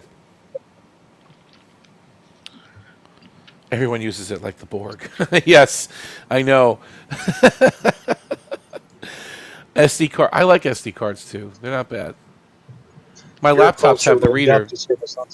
Exactly. I have a little reader USB sticks is futile. I have a little reader that like you put the SD card in, but it's a USB on one side and it reads it. Yeah. They're pretty hard to find now. Those readers. You could buy external ones. Yeah, I got a multi-type reader that you can put on. Yeah, it's a USB key, but it's got multiple types of external So you do storage. like what, like compact flash or SD, micro Yeah. SD? Okay, all that. Yep. But my junk computer, I put quotations around junk, has that built in anyway. When I switched out power supplies, yeah. The reader. Yeah. When I switched out power supplies, the DVD drive wasn't compatible with the newer drive, so I had to get an adapter for that. And that was all set up. So, update on the junk computer. None of my games work in Windows 11 because the Windows 11 version is trash. So I put in Linux Bazite. Wow. And the majority of them all run fine. Which distro is that? Bazite, you said? Bazite.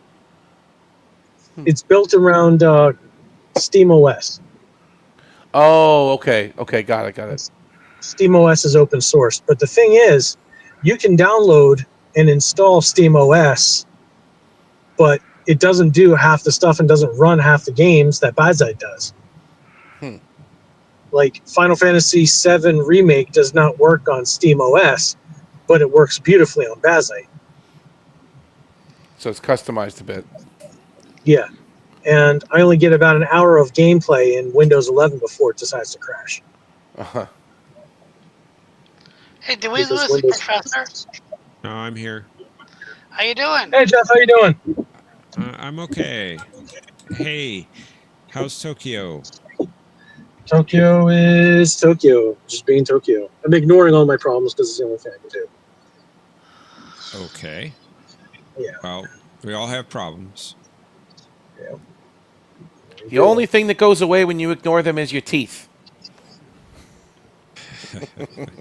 Thank you, Doctor. Nope, that's the meth. That's the meth. I'm not ignoring problems. That's the only thing that goes. That's the only problem that goes away when you ignore them. I know. It's hard. Sometimes it's easier though. I hear you. Nope. That's the meth that makes you lose your teeth. Oh, the meth, the crystal meth. Okay, got it. Well, that too, I guess. Or as they say, bemeth. The meth. Oh man. The meth.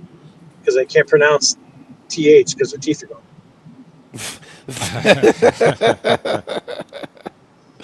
That's funny. Oh no!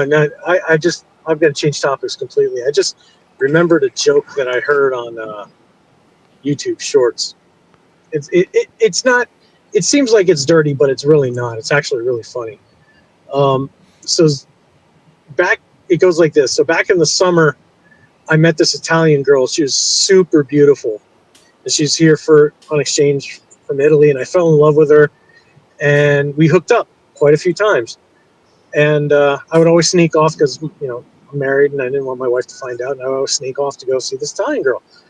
Well, the Italian girl comes up to me one day and she goes, "I'm pregnant." And I said, "Okay, well, that's awesome. I will give you $25,000 right now up front to go back to Italy and have the baby." And the girl says, "I don't want to have the baby without you." I said, "It's okay, honey. No problem. I just don't want my wife to find out. So if you go back to Italy, I'll give you $25,000, and as soon as the child is born, I'll pay for all of it. Just everything. I'll give you all the money in the world to take care of the baby." She goes, "Well, how are you going to find out if I have the baby or not?" And I said to her, "Send me a postcard, and I'll know you've had the baby if I see the word spaghetti on it." She goes, "All right, fine, we'll do it." So about 9 months later, I get home. My wife comes up to me with a postcard in her hand. She goes, "This is some weird postcard. I don't understand this. What's this all about?" I take a look at the postcard, I look at the back of it, and I pass out. Everything goes black. So a little while later, I wake up in the hospital. I don't know what's really going on, why I suddenly blink my eyes and I'm back in the hospital. And I asked my wife, "So do you still have that postcard?" Because I really wanted to check something out because I thought I was hallucinating. And she goes, "Sure." And she gives me the postcard, and I turn it over, and lo and behold, it says spaghetti, spaghetti, spaghetti. 2 with meatballs, 1 without, send extra sauce. Oh man. Oh, obviously this was a joke. This is not a true story, obviously. Yeah. Okay, because you're saying it like you're saying it like it happened. Okay. Yeah, it's the way it's supposed to. Yeah, it's the way you're supposed to tell the joke. That's what really That's happened. funny. That's funny. What was it? Spaghetti. What was it? What was the rest of it? 2 with meatballs, 1 without. Send extra sauce.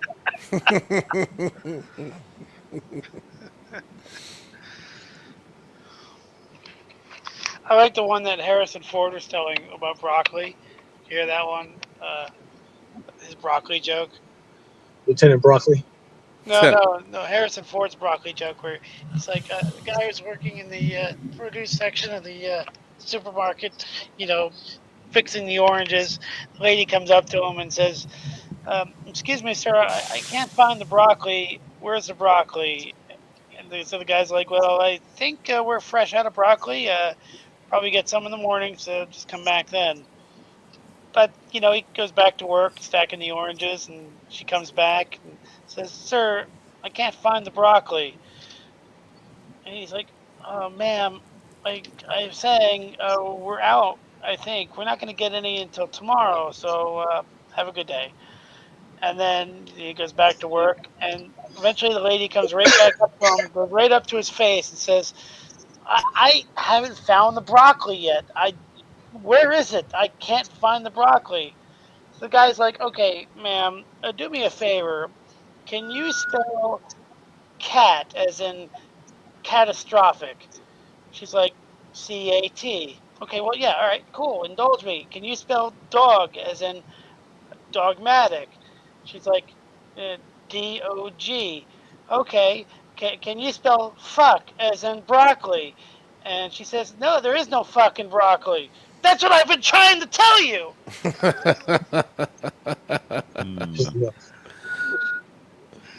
Harrison Ford tells that joke so much better than I could, but it's great. Yeah.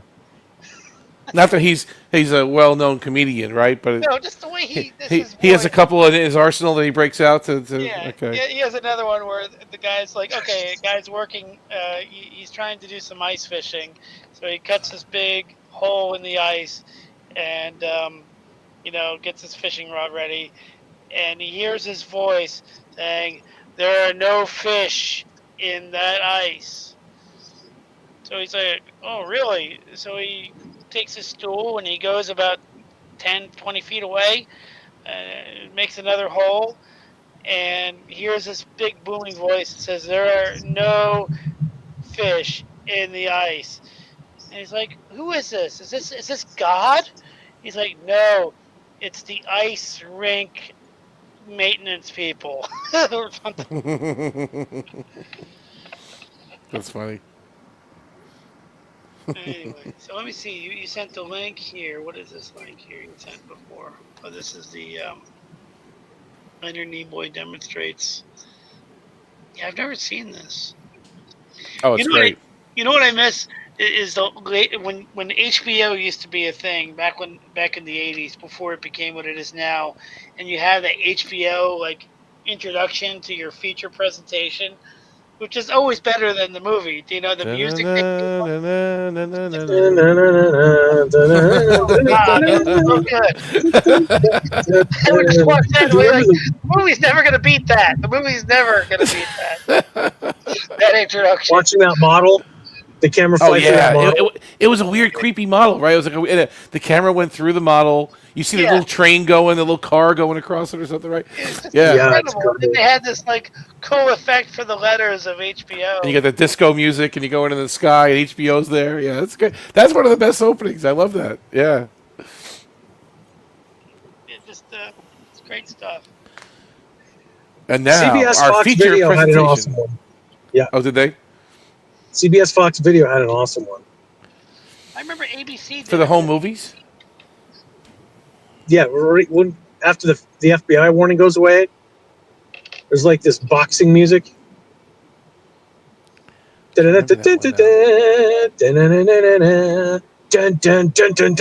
was awesome. Oh, wow. You remember when you had your Batman VHS tape in 1989 when Batman came out, or 1990 when it came out on VHS. They had this introduction with Bugs Bunny and Daffy Duck, and he's like, "You can't watch a Warner Brothers movie without a Warner Brothers ball cap." And Bugs like, well, what if they ordered a Warner Brothers ball cap so they had it next? It was a big cartoon. And I remember the CBS Fox one. Yeah. Yeah. Didn't they have that cartoon short? Yeah, that's it. Didn't they have that cartoon short at the beginning of the theatrical release too? Not just the VHS? It was just on the VHS tapes. It was so. I remember seeing that in the movies, in the theater in '89 when I went to go see Batman. It might have been in the theater. I just know that it was. Here it is. I found it. Let's see. Well, I'm driving. I can't look at it. Oh yeah. Well, I just got around to looking at Omni's link because I was away on a different part. The CBS Fox video. That's great. Yeah, I remember that one. That's funny. What is it called? CBS? It was like when you rented videotapes, right? And you had movies. And this was one of the opening ones, CBS Fox. Yeah, that was funny, man. Oh, I totally forgot about It was that. like an introduction, you said? From the 80s, yeah. You've seen it. You know what it is. Yeah. You'll know it when you see it. You'll go, oh my gosh, I remember that. Guarantee it. Great. Now I've also got the HBO theme stuck in my head. And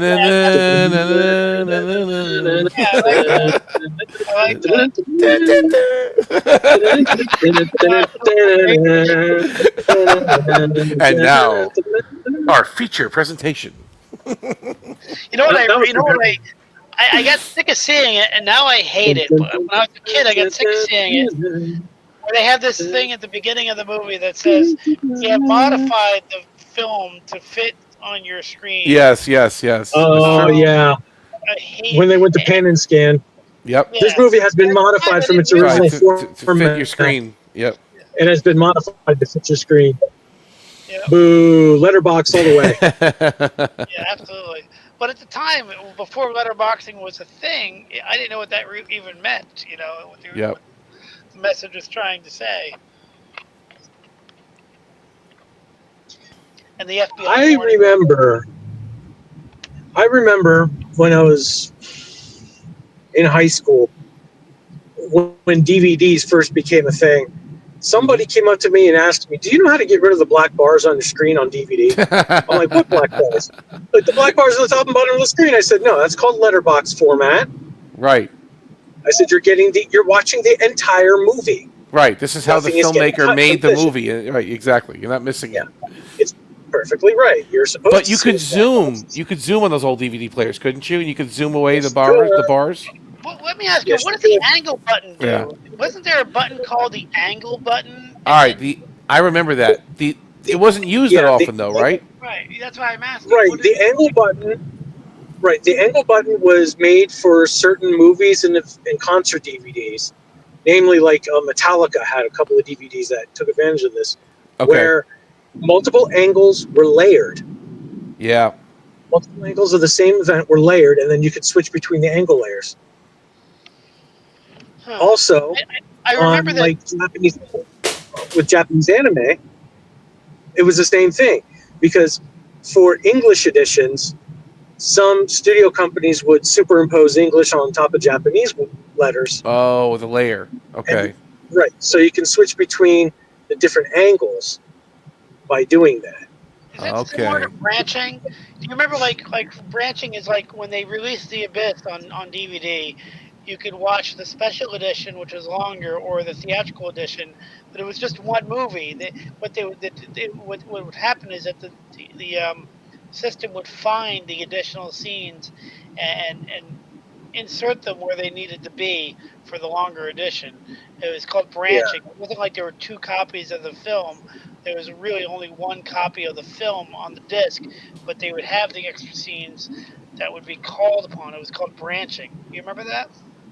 Yeah, or what some of them actually did was that you had the entire edition on there, and if you watched the standard edition, it would just skip over the additional scenes. Yeah, that's what he's saying, I think, right? Yeah. Yeah, something like that. So it wouldn't have to load or find it. But usually what it is, technically, is just metadata. Or basically, or better yet, a simple true-false statement. Yeah. to know which way to go. Right. If standard, do not play this, that, and the other thing. If not, then play it all. Laser discs were very primitive. I had them back in the day. I was kind of an enthusiast, probably in the mid-'90s, but they just simply had chapters for the most part. That was it. There was also commentary tracks, too, which, again, at the time was pretty advanced, but they didn't have angles. There was no menus in laser discs, so it was pretty much you just put it in, and you're lucky enough to have chapters where you can hit the chapter forward button, and you can kind of go to different parts of the disc quickly. Whereas a tape, you couldn't do that, right? You had to fast forward, to that other part. Has anyone here seen the film Free Enterprise, which had Shatner in it, directed by Robert Meyer Yes. Burnett? Those guys were living at that time when it was right before DVDs really became a thing. Yeah. But they were showing off their systems and their Laserdisc and their 40-inch TVs, and it was like it was right before DVDs were a thing, but they were always bragging about their letterbox versions of Wrath. It's like the mid-'90s, the mid to late 90s, because DVDs started to explode because the players became affordable. Initially, the players were so expensive that DVDs didn't take off immediately, and then once the players became more affordable, then Laserdisc was done. Laserdisc was toast. There was nothing left because they were still producing Laserdisc in the late 90s. There was new Laserdisc still being made up until I think the early 2000s. Yeah. I worked at the video stores, and I remember a lot of DVDs they were two-sided. You had to flip them. Oh yeah, that was so cheap back then. I remember that. Yeah. You had the two-sided DVD. A lot of the early DVDs. But if you remember those two-sided ones, one side was the widescreen edition, and one side was the letterbox edition, right?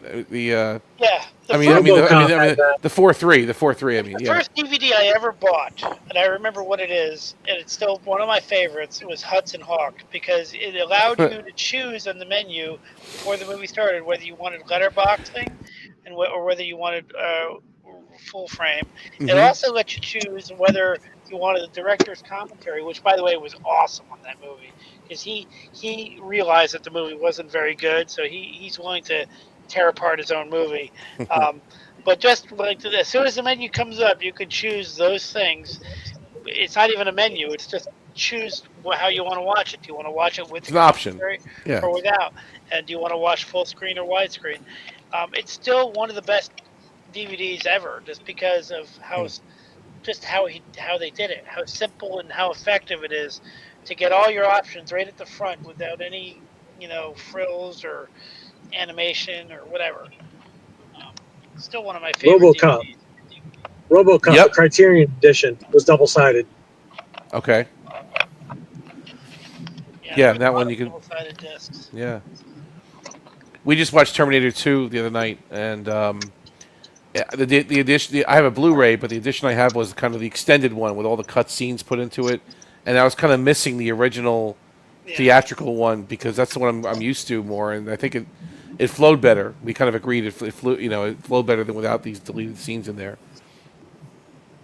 Did anyone? This is a separate question, but did anyone see 2001 when they re-released it for the 50th year? That Christopher Nolan redid a remaster of it. I always wanted to see that in the theater, and I was so disappointed that I missed it. 2001: A Space Odyssey. I don't think I'd see that in the theater. I mean, maybe I would, but I'd fall asleep. I mean, but you have to see it on the screen. You have to see those chips taking up the huge amount of space. You have to see it on the. Kubrick shouldn't have been directing that movie. Kubrick? No. Kubrick. It's a great movie, dude. Kubrick is a terrible director. Kubrick was a terrible director. The only thing I liked that he did was Full Metal Jacket. I mean, Clockwork Orange was pretty good, right? It was freaky, but it was, His long takes pissed me off.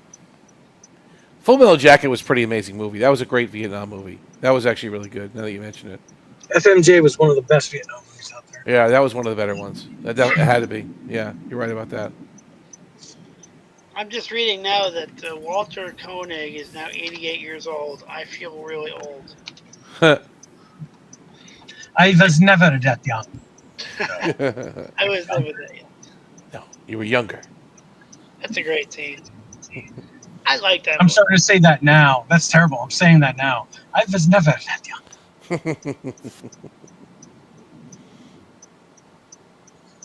I'm like the second oldest guy in my workforce right now. That's terrible. Well, dude, we're all here because of a show that came out 35 years ago. That's a new version of the show that we like. Came out 35 years ago. You know, the original version of it came out 60 years ago. 60 years ago, yeah. So we're here. That's how old we are. I still kind of think that anything after season 3 of TNG is new. You know, as long as they have the collars on their uniforms, that's a new episode. That's the new era, huh? Yeah, Okay. and anything after the collars, like that's kind of a new episode, not old. It's weird the way I think about it. But it's true.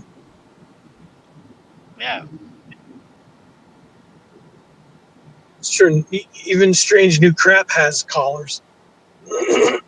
I'm just talking about like there's a big difference between season 2 and season 3 of TNG, and everything after season 3 starts kind of feels new compared to the first 2 seasons.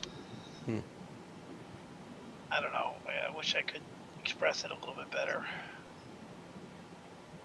Well, that makes sense.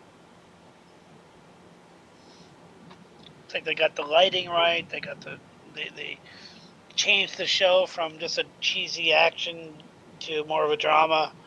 They took it a little more seriously. You're going from suck to awesome. Yeah, but basically, can't beat that. They grew a beard. Right. They grew a beard. They grew the beard. Yeah, it's true. Just like Jonathan Frakes did. Well, yeah, that's what the phrase is called. Growing a beard is when a show actually gets better. Yeah. After breaking itself in, it gets better, and they named it. They named the trope after Frakes growing a beard.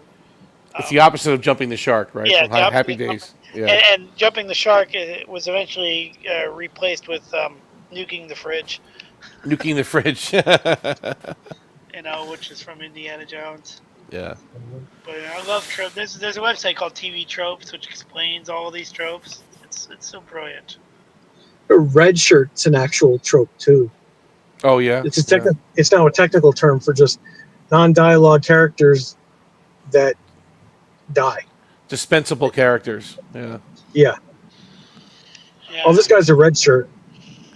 Well, wait till you watch tonight's episode. There was 3 categories of dead people on Voyager, dead crewmen, and we have the hardest time remembering their names because they're just like these no-name people that got killed on Voyager. Well, I think John put that category in just because he knows that I don't know any Voyager episodes. He's like, let's get. How many times did Voyager explode, killing everybody? So you'd have to name the entire crew. I didn't even get into those. That's the whole other category. It's the same with the Enterprise D blowing up like 4 times in Generations? No. Cause and Effect. Well, that's another one. Cause and Effect, yeah. In Generations, they blew up on Viridian 3, right? So. Yeah. It was at least 4 times. Well, they were in the Tychon's Rift for what? Well, not Tychon's Rift. The causality loop for what? 18 days? 17 days? Something like that? But how many times did they actually show it? Well, Right. 5 commercials, right? 4 commercial breaks? 5 commercial breaks? Yeah, but how long? Then again, it could have only exploded twice. How long in time was each time? One of them was one of those commercial breaks is not the ship blowing up. One of them was a transition to the next it was in the final loop. I think there might have only been 3 or 4 explosions in that episode. Or Hans abandoned ship. Repeat. All Hans abandoned. I like the sound effects you're doing.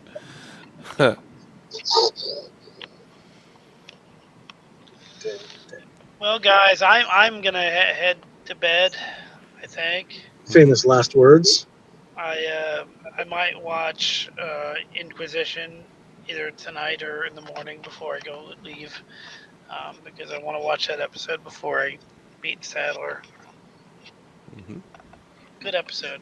I didn't like Extreme Measures. That was a cheesy episode, even though he was great in it. I did not like Extreme Measures. Inter Arma Enum. That was a good one. That's what I'm Arma, watching. Yeah, Enum, Silent Legacy. that's what I meant. I already watched Inquisition the other day. I'm going to watch Inter Armas. That's the one I meant to say. That's the one. Yeah. Yeah. Inter Arma, Enum, Silent Legacy. But because I watched Inquisition the other day, but the one I need to watch is the Romulan one. Voyager. You just call it Voyager. Great episode. Which one? Inter Arma? You like that one? Yeah. Oh yeah. Yeah, I do too. Classic. Yes. Yeah, Just call it Voyager on DS9. But then the one Extreme Measures, I didn't like as much. It just didn't work for me. John, what'd you say? I couldn't hear what you said. When Section 31 had good writing. Oh, I see. Okay. Yeah. For once, John, we're in agreement. Well, thank you, Squirrel Girl. John's got a great beard, says Squirrel Girl. That is true. Hey, let me ask you something. What would it take for you to shave it? I honestly don't know. Since I have no plans to shave it anytime soon.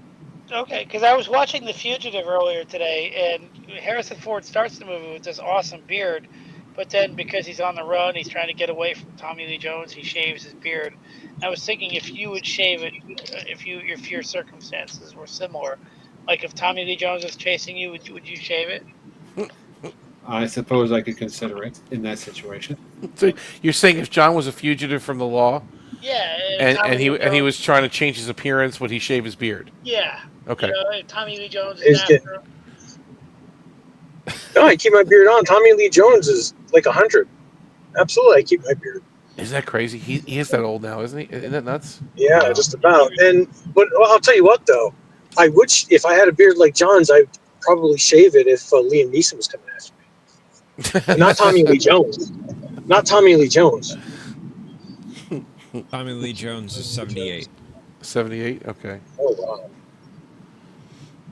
But it'll always be, what's his name in Under Siege? Stryker? No. Stranix? Stranix. Yeah, Always be Stranix. Stranix. Yeah, that's right. And you can take that to the bank. That's right. You. No curtains, one or two, just plain curtains. Well, you got this, man. You can do this gig with your eyes shut. It's a great movie. You can do this gig with your eyes shut. No curtains, one or two, just plain curtains. What's that from? It's Batman. Batman Forever. and Robin? Oh, Batman Forever? Okay. I think I've avoided that movie. I don't know. Just didn't like it. Yeah, that was Forever, because that was Val Kilmer. Can't believe he's gone, too. Right? Yeah. Right? Wait, no, Val Kilmer was... hold on. Clooney was Schwarzenegger, right?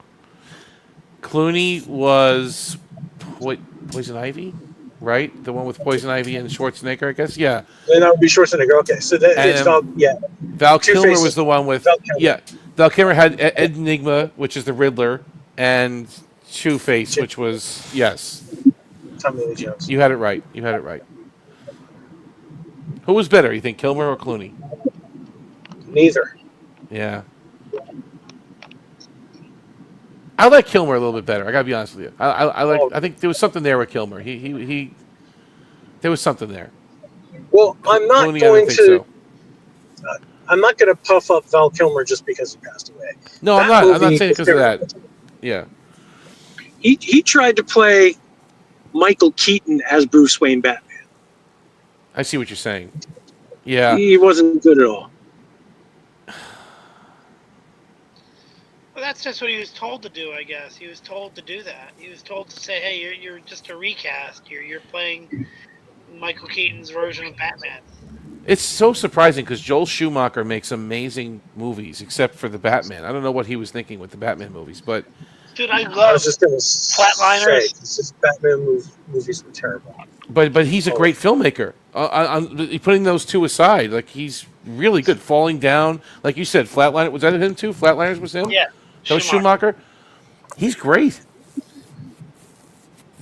Yeah, I don't know. He did Lost Boys. Yeah, that's right. He made good movies. He was what no I love, joke. Lost Boys and Flatliners are filmed the same way. Like they both start out with like you're coming in from the ocean right to the shore, and you're focusing on one character. And I think it's Kiefer Sutherland in both films too. It's great. I He's love such a Falling movie Down. director. Michael Keaton. No, not Michael Keaton. What's his name? Douglas. Michael Douglas. I love that movie, Falling Down. He's trying to get home. Oh man, it's classic. Classic movie. The one where he goes and tries to get lunch, and it's Christmas. Yeah, he tries to order a little breakfast, but he just missed it by a minute, and then he blows up the place, and yeah. Just because he missed breakfast. Yeah, he wanted a whammy burger. Yeah, that's right. That's a great movie. It's so funny. I laugh at it from start to finish. I just laugh. Robert Duvall's in that one. Oh yeah, classic. I didn't know Schumacher made any good movies. No, He did? Quite a few. He's a great filmmaker. Before Batman. I mean, let's say, I don't know about after, but before, yes, he did decent. He actually apologized. He apologized for Batman and Robin. All you Did he really? All you have to do is he did. So did Schwarzenegger. all you have to do is go on YouTube and Google Schumacher apologizes for Batman and Robin. Let me see the list of films he did here. He did. He actually just said, "I just wanted to entertain people. I didn't have any. I didn't really think." The Wiz, St. Elmo's Fire, Lost Boys. The Wiz? Yep. Wait, hold on. 1978. Oh, the Michael Jackson one? Oh, okay. Yeah, I thought you did the Wiz from like the 1980s, the Super Mario Brothers 3 commercial. No, that was the Wizard. That was the Wizard. No, that was the Wiz too? Yeah, I think so. Was it the Wiz? No, I don't remember. That was the Wizard. You're right, it's the Wizard. The Wiz, which is like the Wizard of Oz kind of a play. St. Elmo's Fire, which was decent. Check out the link I just sent. Okay. On, Lost Boys, Cousins, Flatliners, Dying Young, Falling Down, The Client. That wasn't a bad movie. That was with Tommy Lee Jones again. That wasn't terrible. Batman Forever, A Time to Kill. That wasn't a bad movie either. Actually, Time to Kill was a great movie. That was with Matthew McConaughey, Samuel L. Jackson, right? That was that was a great movie. They did Batman and Robin. It's 20 seconds long. It's 20 seconds long, but he just apologized for Batman and Robin. He actually came out and apologized for it. He did 8mm. And he should have. Tagline. Phone Booth. That wasn't too bad either. Phone Booth. That was with Colin Farrell, I think. Phone Booth. Let's see. Number 23. Blood Creek 12. Trespass. Yeah, I kind of lost it after that. But yeah, The proof is buried somewhere in Caval's personal database, which puts it out of our reach for now. But believe me, Doctor, the Deputy Chief of Starfleet Intelligence doesn't just die of food poisoning. What was that? See, that episode was way too complicated. There's a character named Fujisaki who is important, but you never see him. Yep. Just was supposed to be Sloane's mentor. Yeah. Like that episode was way complicated. It's like it was almost like Journey to Babel. Just like, let's throw as much into this episode as we possibly can. Yeah. 40 minutes. It had the same substance-wise as Pale Moonlight. Yeah. But in that it was still heavy. Yeah. Mm-hmm. In the same type of substance, same type of weight, which is really good. That's what cements DS9, in my opinion, is one of the greatest Star Trek series of all time. But I'm reading the transcript now because I hope to watch it, but I might not be able to in time for tomorrow. And there's just so much here. Pencho, what was it? That's the set. They have setlets on Romulus, I guess. Salots. They have salots or setlets. They do. No. They have setlets. They're similar to salots, but I guess they're a different animal. Remember, because Proconsul had a pet setlet named Pencho. A teddy bear. A teddy bear.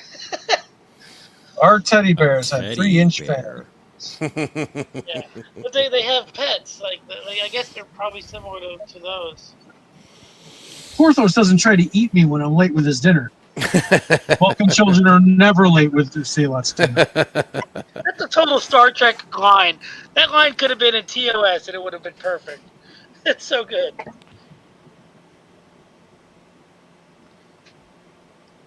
That's such a That's the kind of Star Trek humor that you can only find on Star Trek.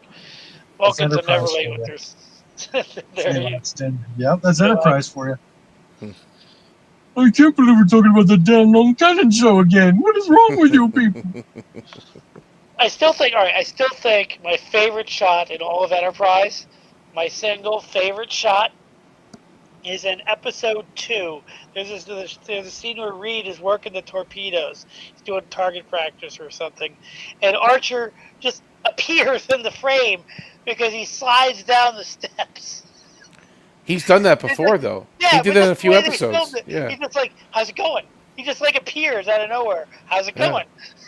He likes to slide down that ladder. He did it in Anomaly too, I think. Yeah, but in this instance, he just kind of does it just because it's cool to do it.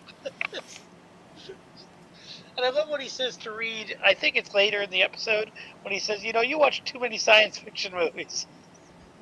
Because Reed wants to bring all this heavy artillery equipment, phasers and machine guns or whatever. And he's like, you watch too many science fiction movies.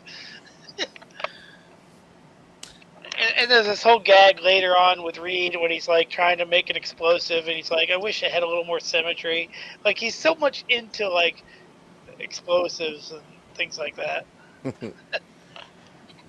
Remember when they made that Vulcan snowman on the asteroid? Yeah, that's Archer's what I'm like, talking about. Same episode. Archer's like, who's the sculptor? Who's the sculptor? Don't worry, sir. Good. It won't be there for long, sir. And the problem is that they were being watched by the Vulcans. It's like people building snowmen. What was the captain's name? Vanek? Was that his name? Vanek? Yeah. Would you like some wine?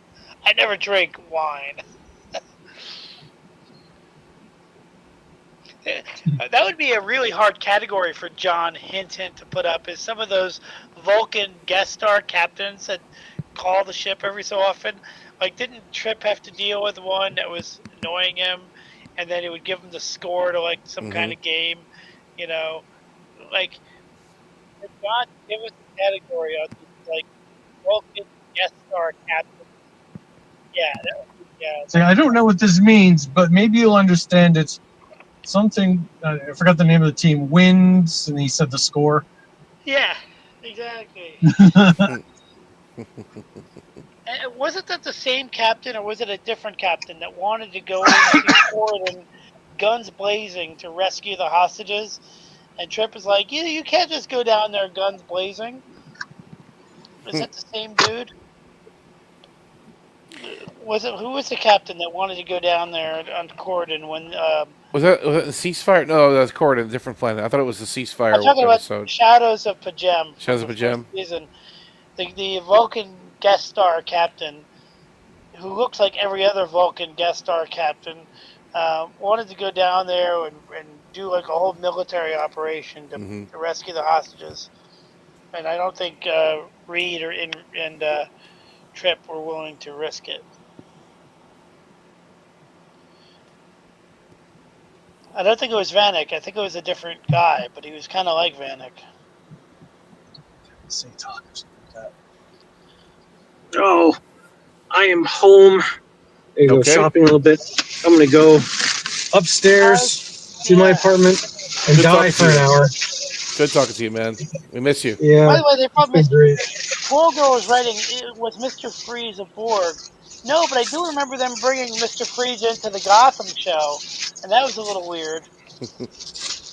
That show was weird. I watched 2 seasons of it, and I really liked it, but I never watched past that. The finale was kind of cool, where he's finally Batman. He looked too young to be Batman, but hey, I liked him anyway. You know who? The girl that played Selena. She was the best part of the show. She looked like smoking. Michelle Pfeiffer. Yeah, she is a smoke show. Her eyes kind of look like they're like drawn like anime. Like her beautiful. Eyes are awesome. She's freaking beautiful. Yeah, her name is Carmen Baikondanova or something. She's really cool. Yeah, and how she was Russian. And I like the guy that played Gordon quite a bit. I thought he was Ben McKenzie. Yeah, I remember following that show for a couple of years, like really following that show. I should probably Poker chips. They were invented in Russia. I like their idea. Here's the thing: a lot of people hated that show because of how it's different from the comics, and I'm like, I liked some of the ideas. I liked the Red Hood was like good luck. It's like you put the red hood on, and it's like you're not going to get shot. You're going to have good luck. That was a The cool problem, idea. yeah, all the criticisms go out the window when they realize that every single character on that show is from the comics. Well, it's not the fact that they were from the comics. It was the fact that they changed a lot of the comic ideas. Yeah, they Like said, Red well, Hood where's in this person in the comic books? Yeah, like Gordon's partner Harvey, right?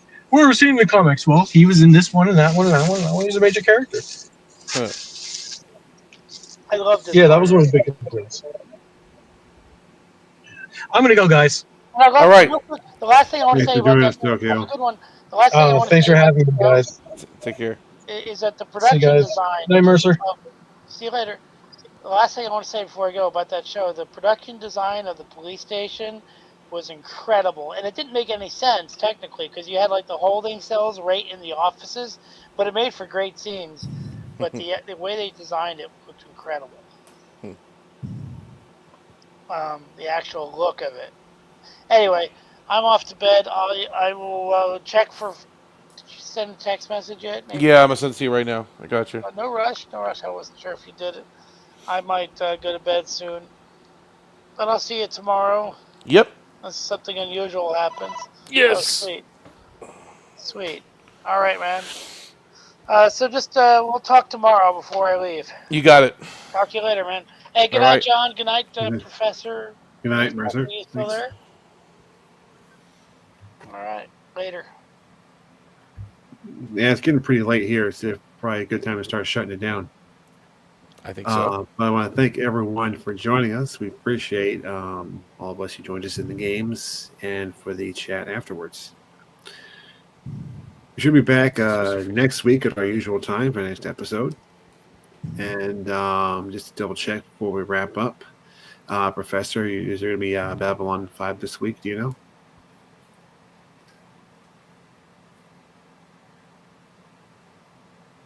You may have to step away. Yeah, that's possible. Yeah.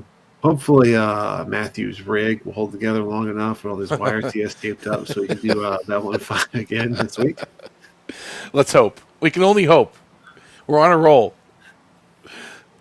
Indeed. So that will be, assuming that goes forward, that will be on Tuesday night at, what is it? It's 10 p.m. Eastern, 9 p.m. What's it called? Matthew time, I guess, right? So that sounds right. Thanks. Yeah. So we hope to see you all there, and we'll see you back here next week for the next episode of Jeopardy. Have a good night, everyone. Take care, everybody. Justice for Tuvix. Justice was served.